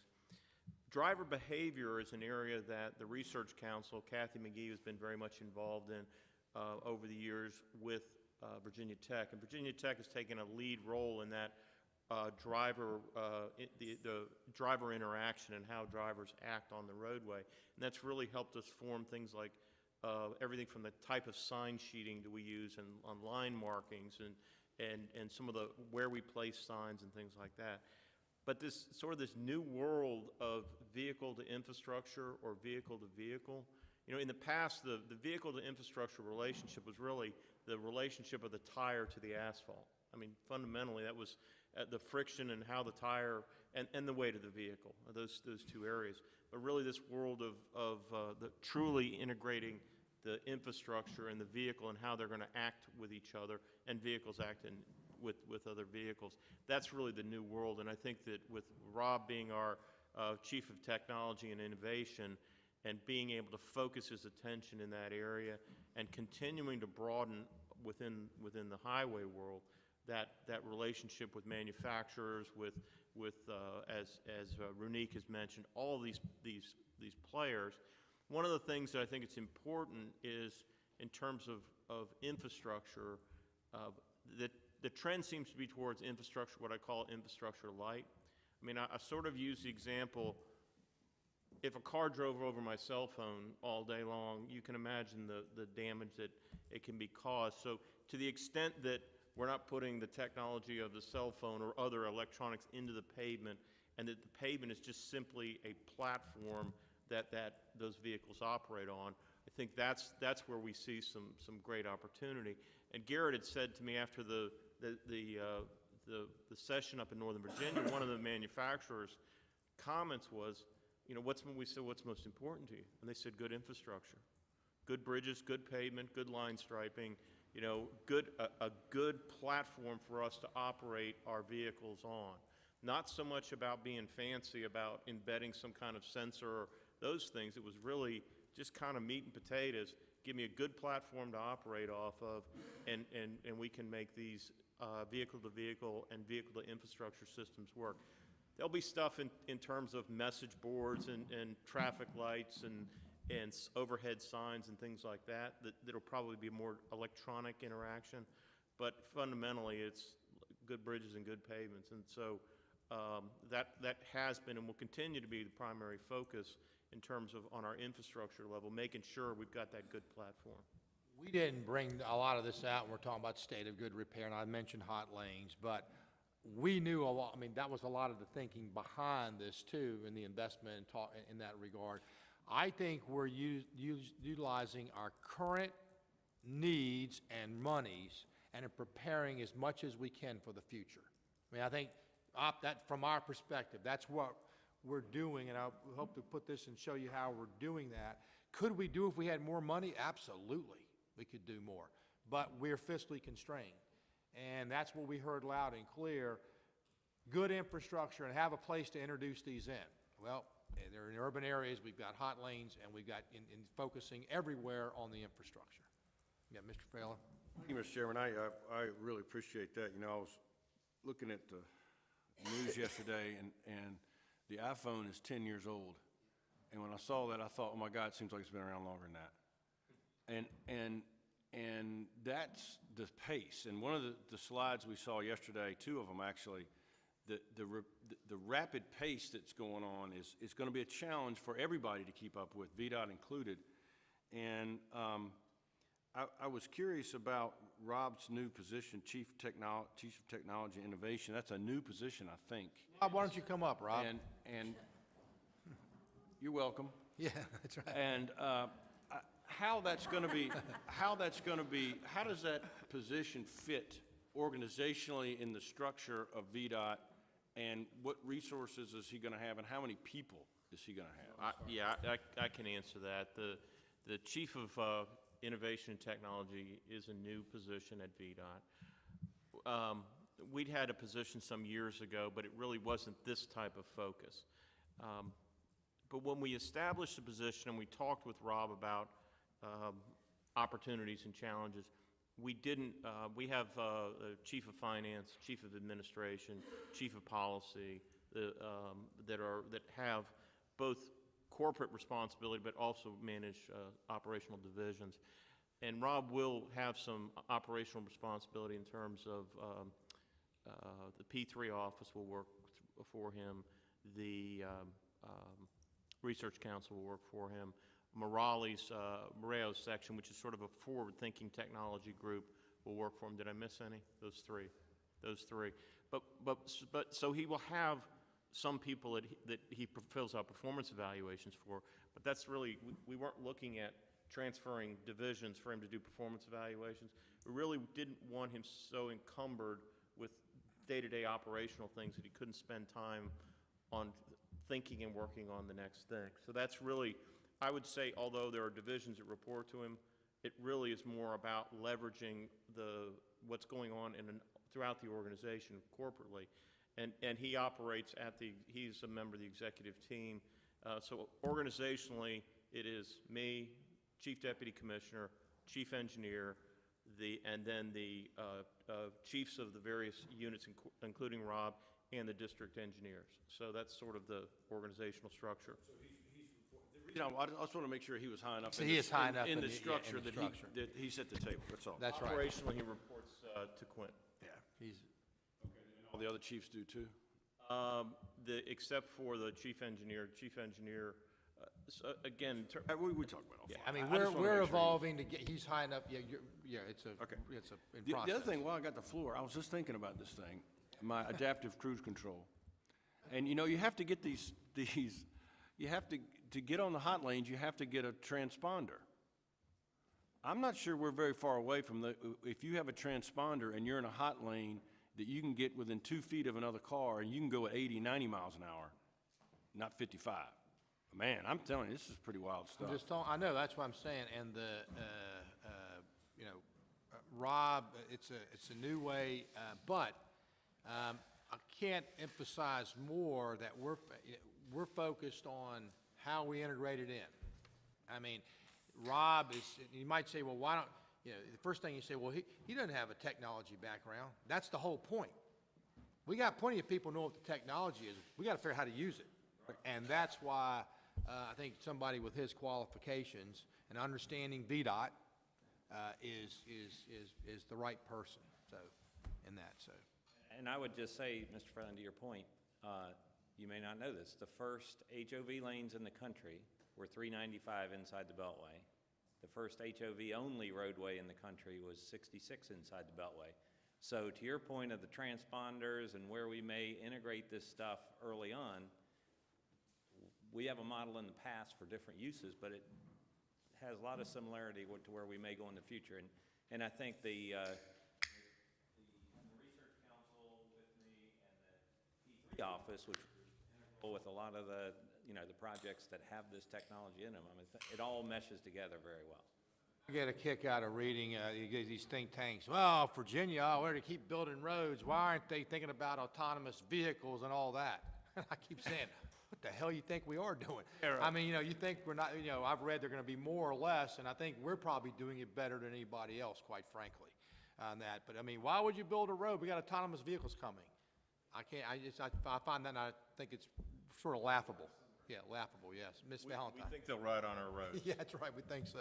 And just for those, not able to attend the technology meetings, I do think this morning it came up as you were wrapping your arms around all of these issues, safety, security, cybersecurity also playing a part as, you're having vehicle to vehicle and vehicle to infrastructure connections and how important that is. And Kathy McGee taking a lead, with those, with that issue. Cybersecurity is extremely important. Extremely important. So that, and this is not only including surface transportation, it's also going to be including air and underwater. So it's a very comprehensive unit you're trying to manage and pull together for everyone, and it's very exciting. Renique, Rob, thanks for coming up. I know this was something, after we got going yesterday, and I got some of the comments last night, this is not something we just, there is going to be, to your comments, and what I'm trying to do is to help figure out, if we have a meeting, really have a meeting, you guys discussing stuff, instead of sitting around thinking, well, I think we ought to do this, and I think we ought to do this, and not that that's not important, but we put some framework around it as to how the agencies can actually do it in there. So, and that doesn't mean that you won't change it. Please don't get me wrong, but it gives us a starting point for you guys to think from. So, okay, that was a little bit longer than I thought to go through those, but I think it's meaningful, and I hope you understand that there's a lot going on. There's a lot of thought being put into it across different types of agencies and our secretariat, and we're going to be dropping a white paper in here and say, here's where we think we are. Now, this is where we think is the appropriate level of the board. Is this the policy levels and things? So that's where we're headed with this. All right, I think we're down now to a few more items on this list. Mr. Kilpatrick, you're next on the list here with just a few items you want to go through. Yeah, let me try and roll through these fairly quickly, but real important to start with. A lot of discussion over the last day and a half about how do we measure success in moving forward with smart scale and in the areas of performance. One of the things I wanted to bring to the board, with projects being fully funded in the 6 years with smart scale, really started taking a look at, okay, how do we accelerate the delivery and ensure that we're getting these projects completed. So one of the things I had said to our team, and we're working through, that once a project comes into the 6-year plan, once it's approved by this board, that project will be completed within the 6 years. Now, remembering the smart scale batch that we're working on now is really theoretically, well, not theoretically, it's funds that we anticipate receiving in years 5 and 6. So part of our challenge will be, once you approve the projects, how do we, with John and his team, of both on the finance side and the programming side, how do we make the money, the actual cash in the right places so that we can accelerate this work? But again, a fundamental goal of the agency will be that once a project has been approved by the board, that it will be completed within the 6-year period. There are some structural changes we'll be making internally. I don't think there's anything that will require board action, but again, this is just very fundamentally to me, I think this is a good business practice that we are going to be driving towards. If we can deliver the 29 bypass, or the 29 solutions in lieu of the bypass in 3 years, we anticipate delivering the high-rise bridge, a $500 million design build, in about 6 years. We anticipate, and I'm going to talk in a minute about Hampton Roads Bridge Tunnel, we anticipate being able to deliver that project within a 6-year window. We should be able to deliver these smart scale projects. So again, stay tuned there. So important in this process will be management of the scope and the schedule and the budget. And also back to making sure we're testing the assumptions. Why did that project score well why did it score well enough to be funded in smart scale? Making sure that we are focusing the design and the delivery of the project to meet those needs. So that's a real important aspect. Isn't it refreshing to hear a commissioner talk about what a business would be doing if it was using its private capital? And that's what I want you guys to understand. That's what these policies are about, allowing him, because he's not encumbered anymore, and so it's incumbent upon him, to get these projects done quicker, cost less. I mean, that's exactly, and so we are, this whole idea of bringing private thought into it, I want you to see how, they're embracing it. Thank you. Yeah. Also, in terms of having these projects ready for construction, we know that our revenue picture will change. That's one thing that's absolutely certain. Each year, our revenue forecasts and our revenue projections and what we are allowed to budget in our 6-year plan rises and falls. It rises and falls with the economy and travel and many, many factors. But we want to make sure that we are positioning ourselves that these projects are ready to go. Should revenues improve, we can begin to advance the construction. If for some reason revenues fall, we simply, instead of some years ago, we were cutting projects from the program. I don't see a need, or I think as a matter of policy, should not look that way in the future. We simply would need to delay the advertisement of a project if revenues fell so sharply that we had to delay work, and not just simply drop the project. So again, I wanted you to hear that from me. There's a lot of work. For me saying I want the projects delivered in 6 years to making it happen, there's a ton of work that needs to go on. It's a very complicated process on many of these projects, but we've got the right team. They're already way ahead of me in terms of coming up with solutions and process things that we're going to be doing. Real quick, Hampton Roads, I just wanted to highlight again the Hampton Roads Bridge Tunnel project. We had a great meeting with industry. There's over 350 people attended that meeting, looking at the Hampton Roads Bridge Tunnel and procurement methods and options, and we've met with a number of teams and continuing to move that forward in a very at a deliberate pace, but also making sure that we are listening carefully to what may be some opportunities there for that project. The 64 widening projects, we're here in Charlottesville, and 29 is a great example of us being able to deliver with our industry partners. But you go to Hampton Roads and you look at phase 1 of 64 widening, and Shirley Contracting is going like crazy there and making great efforts. I mentioned high-rise bridge, and that is the largest design build to date in Virginia, and that is in procurement now, and we're really looking forward to that project. Jump to Northern Virginia, 66 outside the Beltway. We continue the public outreach process as we move forward with our concession partner towards financial close in July. We are continuing public outreach and having public meetings. There's one coming up on June 12th and a couple following that in Northern Virginia. One of the areas that we are continuing to work with the concessionaire on are what are called alternative technical concepts, and those were ideas that came up during the process. Those ideas still require public involvement and evaluation, environmental evaluation. So again, those things are going on and continued outreach to the community as we continue to get that project towards construction. With that, the only other thing I have is that we've been doing some house cleaning at VDOT, literally cleaning out some old files, and the fiscal division was able to put their hands on some old commissioners' reports, annual reports, and we actually have the very first one from 1906, 1907. I'm going to see how I can make that and other copies more available. I'm not passing it around to you because I don't want you. I have the original bound version. So, but it is an amazing story of how the first commissioner responded to the governor about the improvements that had been undertaken, largely with inmate labor around the state of Virginia, and some of the same challenges in 1906, 1907 that I see today. So again, I want to make sure I get that out.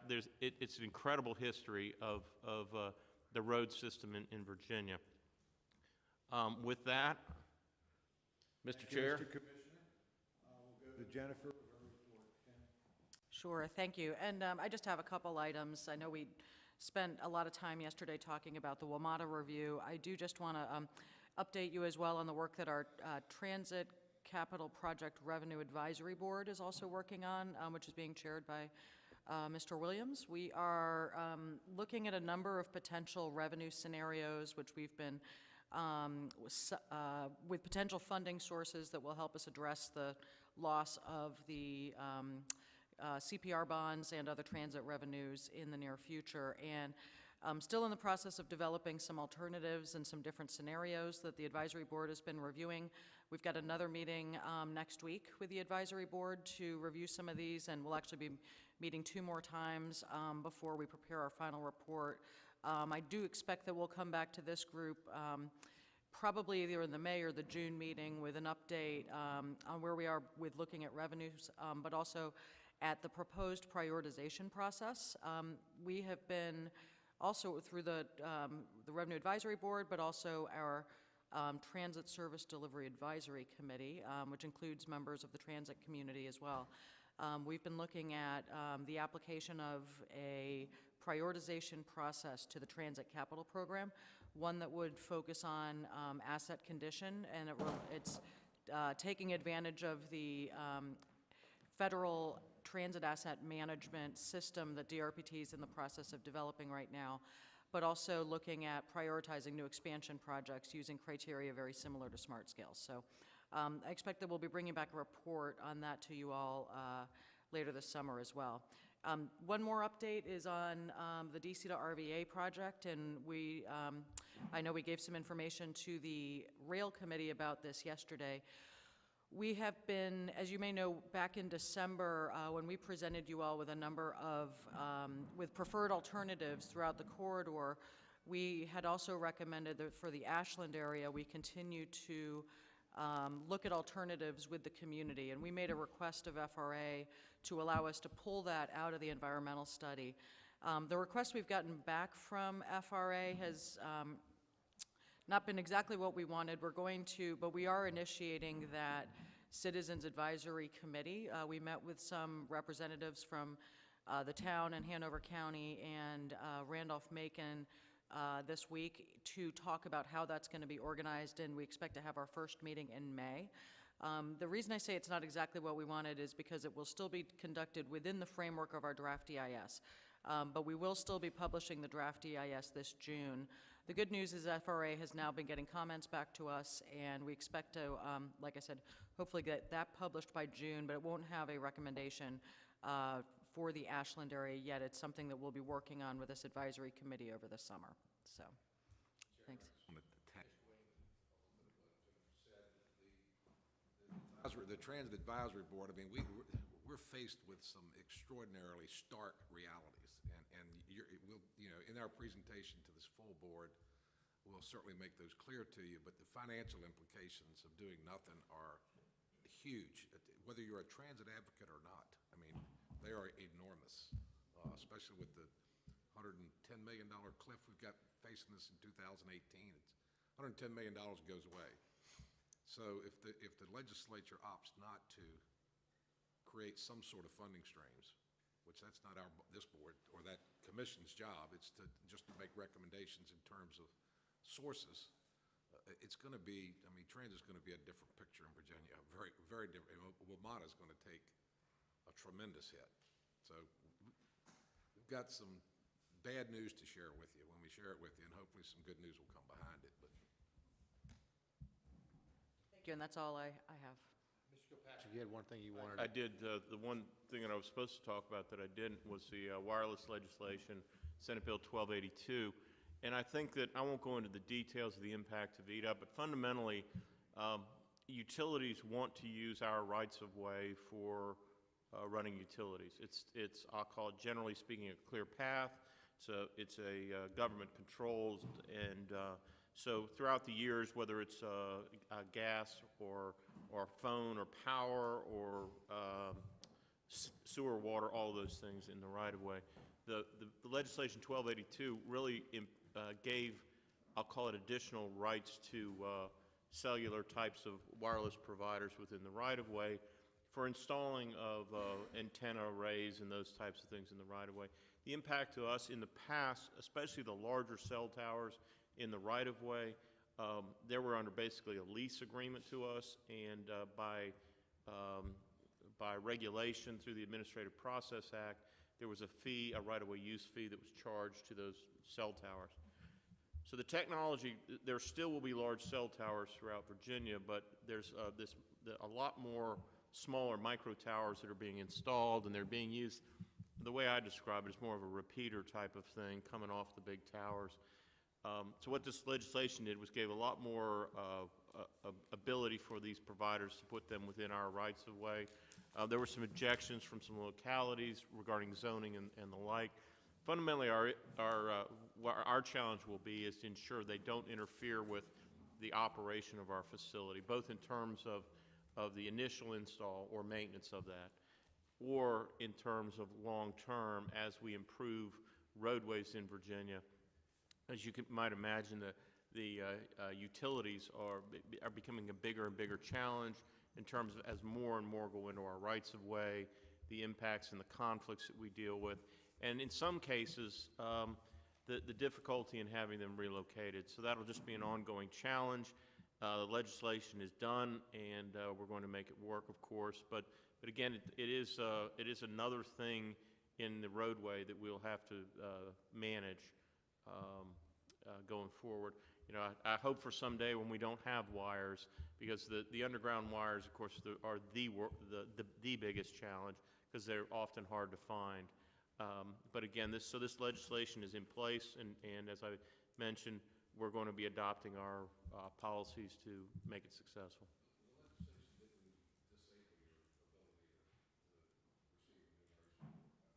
For the larger towers, no, but for these micro towers, there's still some issue there. And one of the challenges with the micro towers was we understood that paying a fairly large annual fee for these smaller towers did not seem reasonable. The challenge we had is it needed to go through the Administrative Process Act in order to change the fee structure. But this legislation did not change the fee structure. Which is interesting. That's still that was the big problem. That was the with big problem, cellular providers. but they chose not to change it. So, Ms. Valentine, So are there implications for broadband? that's the purpose, is they want to get broadband through there. So will that allow broadband to get into, regardless of whether or not we're reimbursed I for it, think is it going to help it or no? I think broadband is more driven by economics. Yeah, I think as to whether or not it's economical to extend. Do you have enough users to offset? Now, they can say that with these smaller towers, I can't charge a greater fee for these devices that hang on existing infrastructure. I can't impose a higher permit fee than for like other things, so they will not be paying the higher use fee. And it has to do with the 5G service, I mean, putting that out. One thing that also should mention is that VDOT's right-of-way, many times it doesn't have authorization, it has prescriptive agreements that it only has authorization to be in there. And what a lot of these people wanted to do is put it on VDOT to allow them to put it in there. Well, he doesn't have that. It's got to go to the underlying owner. So that's really an issue. Now, it depends on, I know there's, the road number will tell us if we own it and a lot of times and what have you. But I think Charlie's exactly right. It'll make it a little bit easier. It probably will help cellular coverage, but it's economic driven. I mean that's where we're seeing that. And by the way, the bigger providers are not all for this. So, so that's going on in the industry too. Okay, I just got a few things. I wanted to mention, I know we're, Smart Scale, we're going to have a review of that, but any changes will be made after this scoring session. So after June, we'll be having that session where we're going to look at Smart Scale. I know we've got also a retreat, but I wanted to let you know. Related to that, though, we've got public hearings going on. If you are considering changes, and you're going to consider announcing them at your public hearing, you might want to check with Nick first, just to make sure it's doable. I'm not suggesting to you that we're going to publicize anything, quite the opposite. But I don't want us getting a public hearing and we say, well, I'm going to recommend we do this, and we find out we can't do that. So just if, would just throw that out there, and we'll make sure it's embargoed, and we're not trying to commit you down to anything. But we don't want to get out there and say, I'm going to support this and find out it's something we can't do. So anyway, just a word in there. One more comment on Route 29 up here. We've hit all the angles and about how the new scoping and the confidence and what have you. But there's another side to this, and it's something you've been talking about a lot, and that's access management. Quite frankly, I mean, we came from Culpeper last night, Mr. Yates' house, and we counted we were about 40 miles out. There are 35 stoplights between here and there, and most are concentrated once you get to the airport area. I mean, that's where they are. The bypass was going to eliminate 11 of those. I think my rough count, and I'll have VDOT verify it, with the Berkmeyer and Hillsdale around and what we've done at the intersection, we've eliminated at least that many stoplights. We're going to check it. I don't want to be quoted, but a substantial amount. What I want to point out is, that's to get traffic through and around. So we're going to be taking a very, very close look at what's happening on these feeder roads. I mean, we are not going to allow, I don't believe, what happened on Route 29. So I want to just make that clear. We're not trying to tell people particularly, but we're going to be looking at curb cuts and lights. And I want to make that clear. We didn't spend $208 million, oh, it was a little less than that because it came in, to then induce demand that we're going to have the same problem 10 years from now. So I just want to make that ultimately clear. That was one of the objectives, and we're not saying it's taken the place of the bypass, but it was one of the objectives. And on the flip side of what we've all talked about, I think this was the right thing to do. I want to make it clear from the board's perspective. That's where I'm going to be leading this board in terms, and of course, safety's got to be taken into account. We get all that, and we're not trying to kill development. But we are going to be very, very mindful of protecting that thoroughfare. And I just think that's something that I think the public should understand.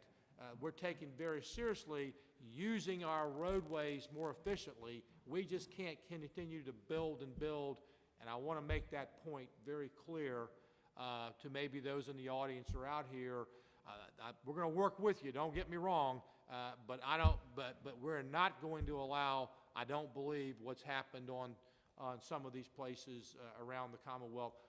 It's form over substance. We talked about this yesterday with Ms. Valentine.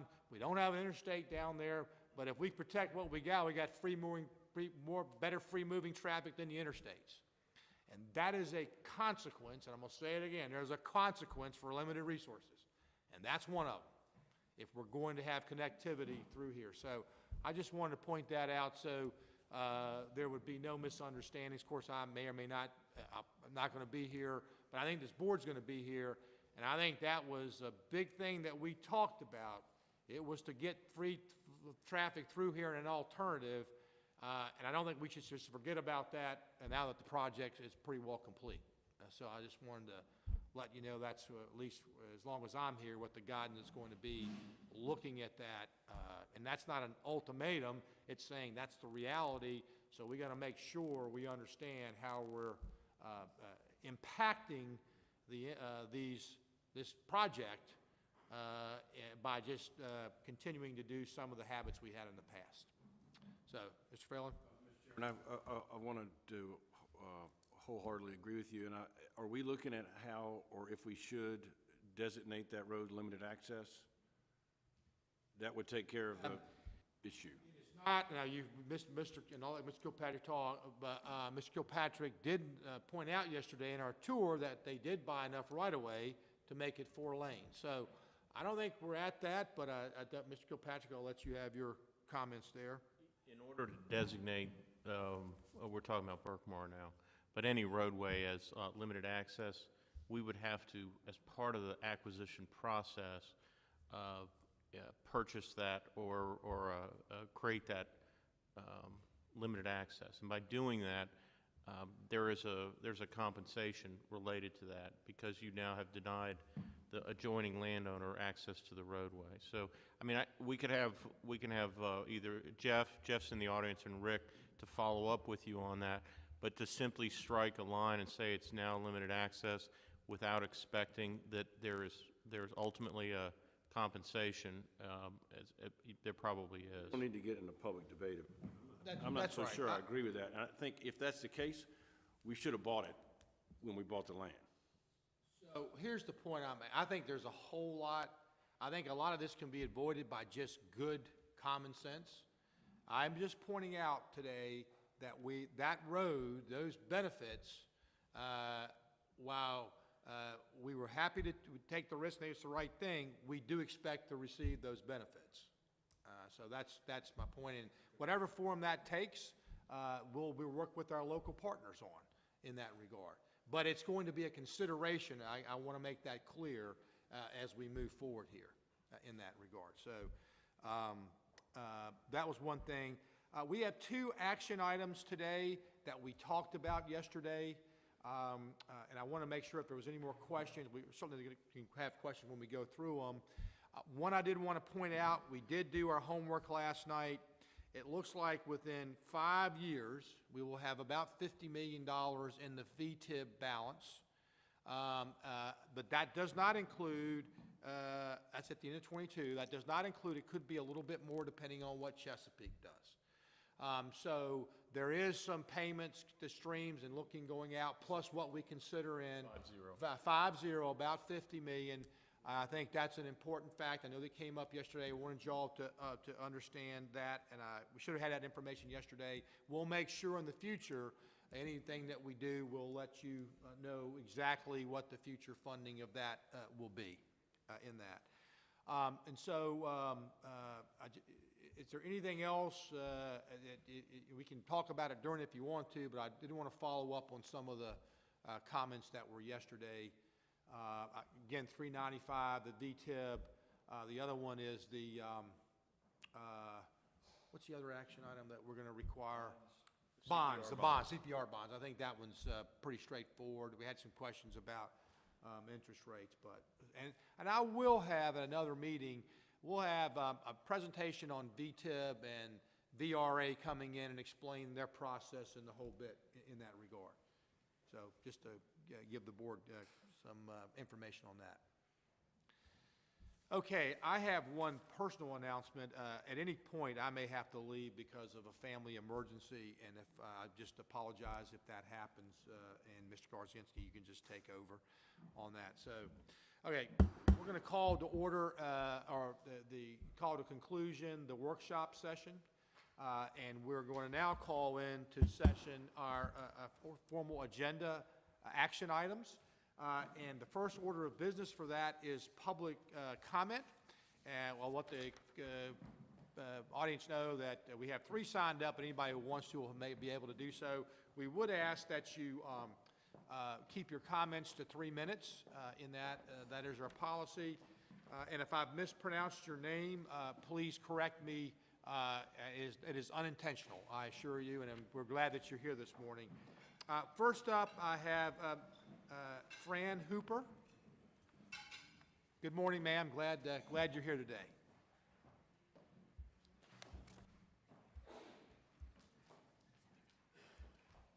Good morning and welcome to Charlottesville and Albemarle County. I'm Fran Hooper and I'm the president of the Jaunt Board, a public transit agency that serves citizens in Albemarle County and Charlottesville, and also Fluvanna, Louisa, Nelson, and Buckingham counties. We provide both demand response service for paratransit service, and we also provide regular public transit service in the rural portions of our service area, much of which is commuter service into Charlottesville. Our funding comes from passenger fees, the jurisdictions we serve, as well as state and federal funding, and we have a wonderful partnership with the Department of Rail and Public Transportation. Rail service is also a very important to Charlottesville and Central Virginia.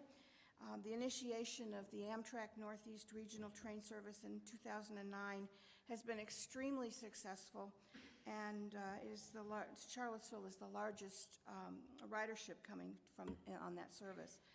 As you probably know, the service has been so successful that it helps subsidize rail transportation in the rest of the state of Virginia. We're also looking forward to the 3rd Northeast Regional train that will serve Roanoke and Charlottesville, hopefully later this year. And we greatly appreciate the funding that you have provided that makes rail service possible here in Charlottesville and in Central Virginia. As we look ahead, there's some significant concerns about the future of transit and Amtrak services. The Trump administration has talked about curtailing long-distance train service, which would include the Crescent train, which serves Charlottesville and 4 other stations in Virginia. And the administration is also talking about reducing federal funding for transit services, even cutting funding that was approved by Congress in the FAST Act last year. We're very proud of the outstanding public transportation services that are available here to the citizens of Central Virginia, and we particularly appreciate the funding that the Commonwealth provides, which makes these services possible. I hope you have an enjoyable visit in Albemarle County and Charlottesville, and we'd be delighted to give you a tour of Jaunt services when you have some time. Thank you. Thank you very much. Appreciate your comments. Mr. Brad Sheffield.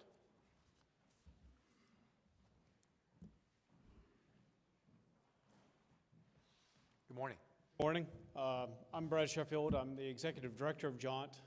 As you heard Secretary yesterday, I'm also on the Board of Supervisors for Albemarle County. But today, I just wanted to speak before you to express my appreciation for the way you support Jaunt, but also DRPT. I've worked in 3 different states in the public sector, as well as consulted all around the Southeast in the private sector, and I can say without a doubt that in the last 3 years, the relationship and partnership that we've had with DRPT has been extremely productive.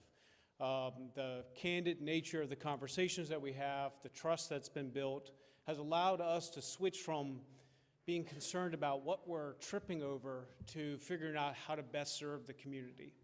And because of the way you support that agency, it allows us to do a better job in getting people to medical appointments, to jobs, to training, to so many different aspects of the community. So You don't hear it a lot, I don't think, from Jennifer, but they do a lot for us. They make a lot of things happen.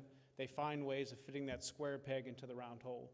So I just want to make sure you all know that they are doing a great job at DRPT, and that is a direct reflection of the leadership of Secretary Lane. So thank you, and enjoy your meeting. Very much.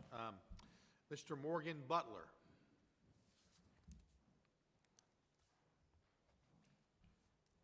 Good morning. Good morning, Mr. Secretary, Mr. Commissioner, members of the board. My name is Morgan Butler. I'm a senior attorney with the Southern Environmental Law Center here in Charlottesville. And I wanted to say a few remarks this morning on behalf of the Southern Environmental Law Center that echo the positive sentiments that the Albemarle County Board of Supervisors members voiced to you yesterday regarding the progress on the Route 29 solutions.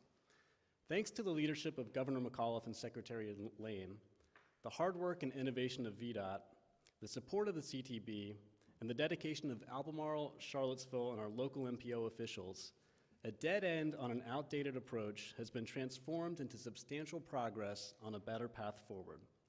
A set of targeted improvements that had been included for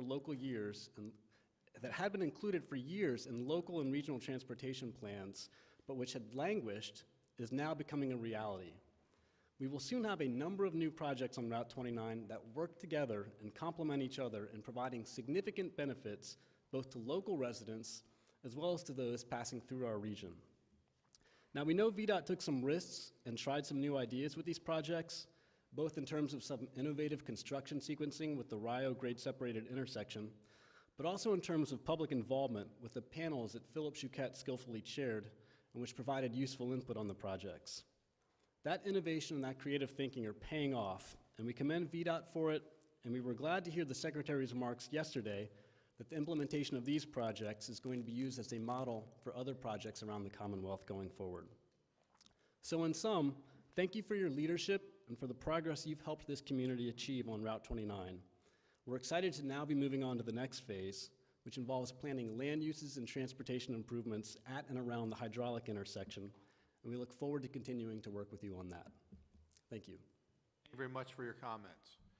That's all the people that we have signed up. Would anybody else like to address the Transportation Board this morning? Okay, hearing none, we will end public comment and move into the action items. The first topic on the agenda is the approval of the minutes from the March 18, 2017 meeting. Is there a move for approval? Is there a second? Second. Comments or discussion? All those in favor, please say aye. Aye. Any opposed? Thank you. First up, we have Bronco with us this morning.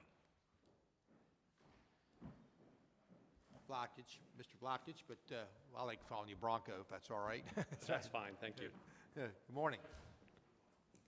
Secretary, Commissioner, and CT Board members, I have two decision briefings before you today. Decision briefing number 1 is from the Tazewell County Board of Supervisors, Bristol District. Commemorative naming of the bridge on State Route 91, the Veterans Road over Laurel Creek, Tazewell County, as the David Curtis Johnson Bridge.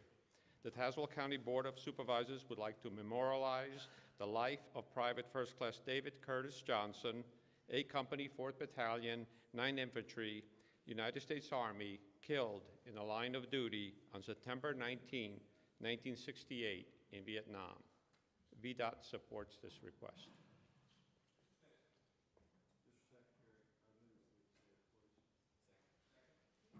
Comments or discussion? All those in favor, please stand. Okay, thank you very much. Next. Decision briefing number 2 is from the Amherst County Board of Supervisors, Lynchburg District. Commemorative naming of the bridge on Route 643, Wagon Trail Road over Horsley Creek as the Roger Lee Floyd Memorial Bridge. The Amherst County Board of Supervisors would like to honor its native son with an enduring symbol of deep affection for him and their abiding regard for his service. Private First Class Roger Lee Floyd, 1st Infantry, fell in battle in the line of duty on November 12, 1965 in Vietnam. For his heroism, Private First Class Floyd was awarded the Purple Heart and a Bronze Star Medal. VDOT also supports this request.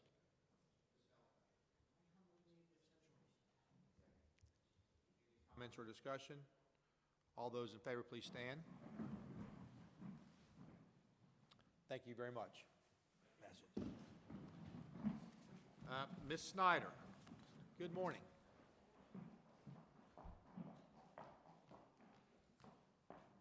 First item I have this morning is a locality land conveyance, which was requested by the County of Henrico by resolution for the transfer and conveyance of right-of-way for a 0.13-mile portion of Old Pouncey Tract Road. It is no longer needed by VDOT due to the realignment of Pouncey Tract Road with the Knuckles Road project. This transfer to the county would remove this road segment from the highway system and VDOT maintenance. VDOT recommends this conveyance, and I request your approval.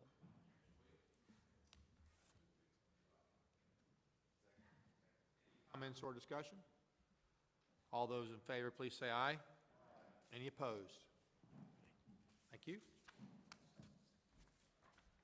We have, you're still up, Ms. Snyder. Second item I have is for the Location and Design Division.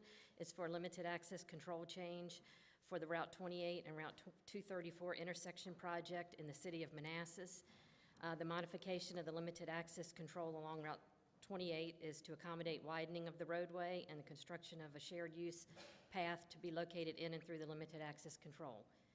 VDOT recommends this modification, and I request your approval.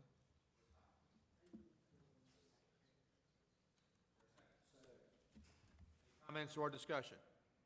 All those in favor, please say aye. Aye. Any opposed? Thank you. Ms. Pryor.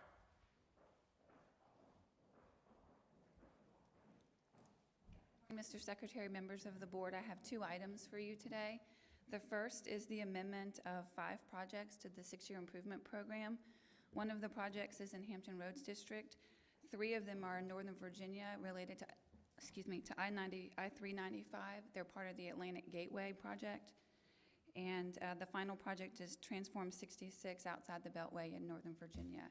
They're all funded with allocations exempt from Smart Scale, and I recommend your approval. Movement. Motion? Motion? Is there a second? Second. Any comments or discussion? All those in favor, please say aye. Aye. Any opposed? All right, the additions are added. The second item I have for you is our normal monthly transfers of surplus funds to active projects, and I recommend your approval. Okay. Any comments or discussion? All those in favor, please say aye.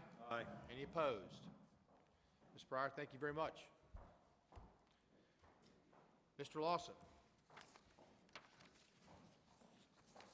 Mr. Chairman, members of the board, I have several items for you this morning. The first one is authorization for the commissioner to enter into a tolling MOU related to the 64 express lanes at Hampton Roads. This is a similar action to what was taken in February related to 395. If no questions, I ask that the board approve the commissioners entering into that MOU.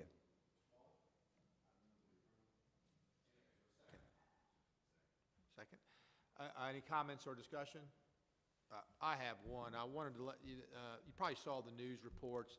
We had a Cabinet on the Road event where the governor was in town, and this was the event that my secretariat did, Grinley and Nick, we participated. We plan to do the similar thing in Northern Virginia. This was an education of what a hot lane is, beginning that outreach, what it means, the choice, and the whole bit. So it was a lot more than just saying we're doing it. It's public. We're going to continue to do those. I also want to point out, obviously, there's going to be, the key to this is the transit piece, and HRT sort of jumped the gun a little bit and said we're going to put this bus in there. You may decide to do that, or you may decide to do something else. It'll be your decision, similar to what we do in Northern Virginia. There could be a lot of things come your way, and you'll make the decision. You will make the decision as how that will go in there, and I'm sure Ms. Mitchell will make some recommendations in that. So I just want to let you know we're not going to get ahead of you, but that's what it was about, introducing choice into our systems in Hampton Roads, similar to what we do in Northern Virginia, but we're going to continue doing this also inside the Beltway on 66 too. Okay, if there's no more discussion, all those in favor, please say aye. Aye. Any opposed? Okay, thank you. Second item I have before you today is related to the crossings in Hampton Roads. In December, this board approved the location of the Hampton Roads crossing on the alternative A. As part of that approval, part of that resolution, the board directed VDOT to continue to work with HRTPO and HRTAC and other parties to advance separate studies related to access options around Craney Island, which included I-564, I-664 connectors, I-664 Monte-Merrimack Bridge, and VA-164 connector. You also were directed the department to work with HRTPO, HRTAC, and others to advance a separate study around the Bowers Hill interchange. That this resolution today is requesting is your authorization for the commissioner to advance those studies with HRTPO, HRTAC, as well as to enter into a project agreement related to the Bowers Hill study. Point of reference, I believe these are monies supplied by HRTAC. Just want to make sure you're not approving any monies. These are HRTAC monies in there. So, Mr. Malvin. Make a motion we approve. Comments or discussion? I will say VDOT had a very good kickoff of this procurement. Over 300 people from 11 different countries were there. And so we'll go through a similar process. Mr. Kilpatrick will work through what we did on 66 outside. Whether or not, it'll end up being a concession, we'll go through that and determine. But that's the process we're working through. So I think we're off to a good start there also. Okay, any other comments? All those in favor, please say aye. Aye. Any opposed? Okay, Mr. Lawson? The next item is another tolling MOU. This one related to I-66 outside the Beltway in Northern Virginia. Again, authorizing the commissioner to enter into the agreement with Federal Highway. There's a second. Any comments or discussion? All those in favor, please say aye. Any opposed? All right. And one more in terms of category, and this one is another tolling MOU related to I-66 inside the Beltway.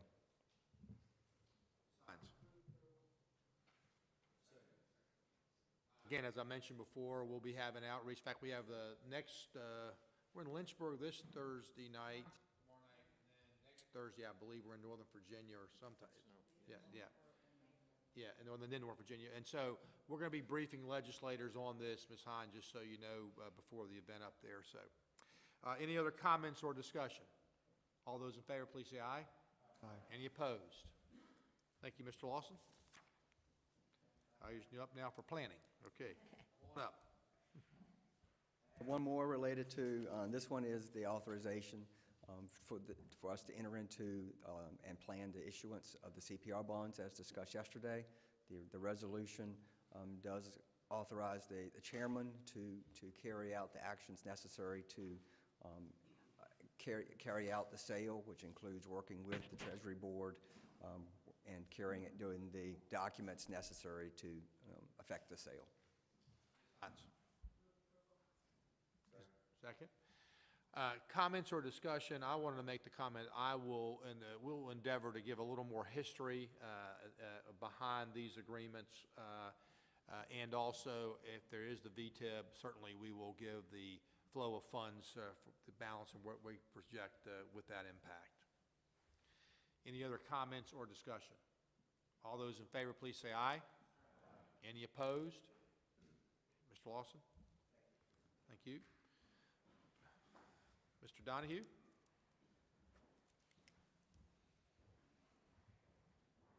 Chairman, members of the board, I have one item before you. This would be a resolution to approve a loan of up to $45 million from the Virginia Transportation Infrastructure Bank to 95 Express Lanes LLC to support the construction of the I-395 Express Lanes project. We discussed this at length yesterday, and I believe the chairman provided some follow-up remarks regarding the board's questions, and we do recommend the board's approval. So my comments were meant for this, but Ms. Hines, would you mind doing this one then? That's right. Happy to. Is there a second? Second. Okay, the comments that's on the last one were really meant for this one, but is there any more discussion on this particular topic? All right, all those in favor, please say aye. Aye. Any opposed? Okay, thank you very much. We have bids. Mr. Solis, good morning, sir. Good morning, Mr. Chairman, members of the board. Since the board last met, the department has taken in bids on about $90 million worth of work. Of those, 2 require board action in that they're above $5 million. The first one before you is for the rehab of 2 bridges on 495 heading north on 395. The bids were, we had 3 bidders. We think they were competitive. It is a little bit above our estimated construction value.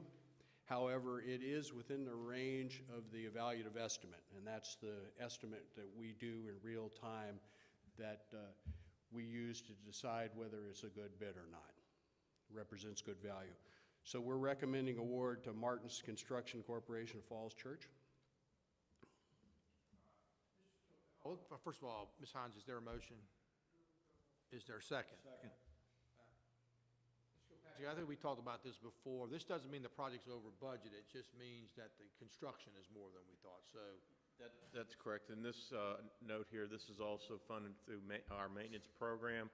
So it's not funded out of state of good repair or the capital side.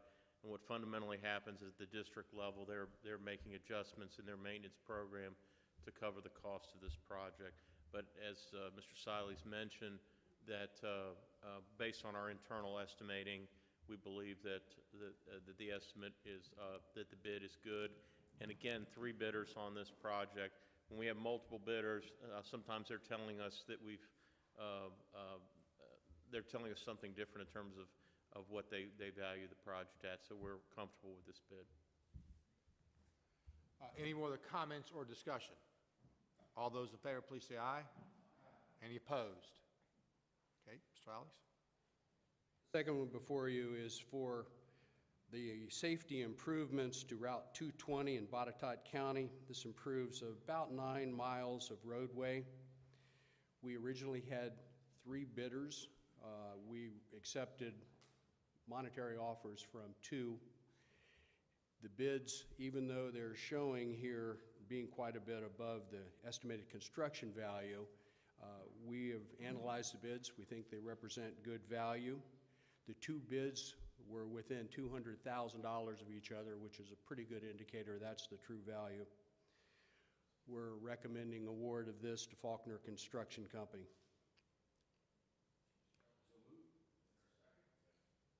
Comments or discussion? Mr. Kasperis. Secretary, I noticed just from these last 2 bids, are we starting to see an increase in pricing based on the using up of available capacity within our contractor base? We're seeing it in some areas, but right now, overall, no. We're still getting real good competition on most things. About the limited number, in the case of this project, we had 3 initial bidders. Is that typical, or is that number decreased by the fact that many of our contractors now have a full book of business? This is a design build, so we limit the number of people. We shortlist the number that we get to 3, just to make it a manageable procurement. Joe? There were 3 teams, sir. In this particular case. This is a fairly, I won't say, somewhat rural area and kind of a long stretch of roadway. We are not seeing people hitting capacity at this point. I think we recognize that we've got a lot of work out there, and but we are still getting multiple bidders on these projects. And again, overall, I think we're still seeing good numbers. Any other comments or discussion? All those in favor, please say aye. Aye. Any opposed? All right, Sally's. Actual report, that's all I have to present. All right, I think that's it. Is there any other new business to come before the board any member would like to bring up? I think, hearing none, then next month. I think I do have one item I'd like to we've made a lot of progress on the, just to update the board, on the quarter statewide significance crossovers, to your comments earlier, traffic control devices, and hopefully at the next meeting, we can do a final briefing on that and tell everybody what we plan on doing and be done with it. I think we're very. Garrett's handling that. Yes, Garrett, you are comfortable? Next meeting, you're good? Yep, okay, that's what we'll do. We'll make sure we have that on the agenda. Of course, the next meeting, Nick, will the next meeting we have sort of the draft, any changes to the six-year plan at the next meeting? Yes, Mr. Chairman, we will have a draft resolution for any modifications to the smart scale scenarios. I will be reaching out to each member between now and then just to confirm the changes, if any, that they are interested in moving forward with. Again, we will need the board to vote on a resolution then, so you can have a final six-year program before you in June. Again, Kevin and all these folks are going to make the numbers work, but we can't do that in real time in June, because that's when you need to vote, so we'll need to take that action in May to have the final document before you consider it in June. Okay. We will be in Salem, I believe, at the Hotel Roanoke next, and so we'll get those items out. That'll be in May. We'll get that out to you. Look forward and, I'm sorry? Some real Hey, Greg has set the bar so high for our next out-of-town visit. We'll get that agenda out. I appreciate, again, all the hospitality, Greg, you and Liz, Allison, you and Paul, but also to the community here. Thank you. It's been great being here for the last couple of days, and we did leave a few dollars around in terms of an establishment. So, and also thank you to the board's head in here. It's been a great experience in that. So, all right, that'll adjourn it. Thanks everybody very much, and we'll see you next month. Oh, gosh. Well, actually, see you guys.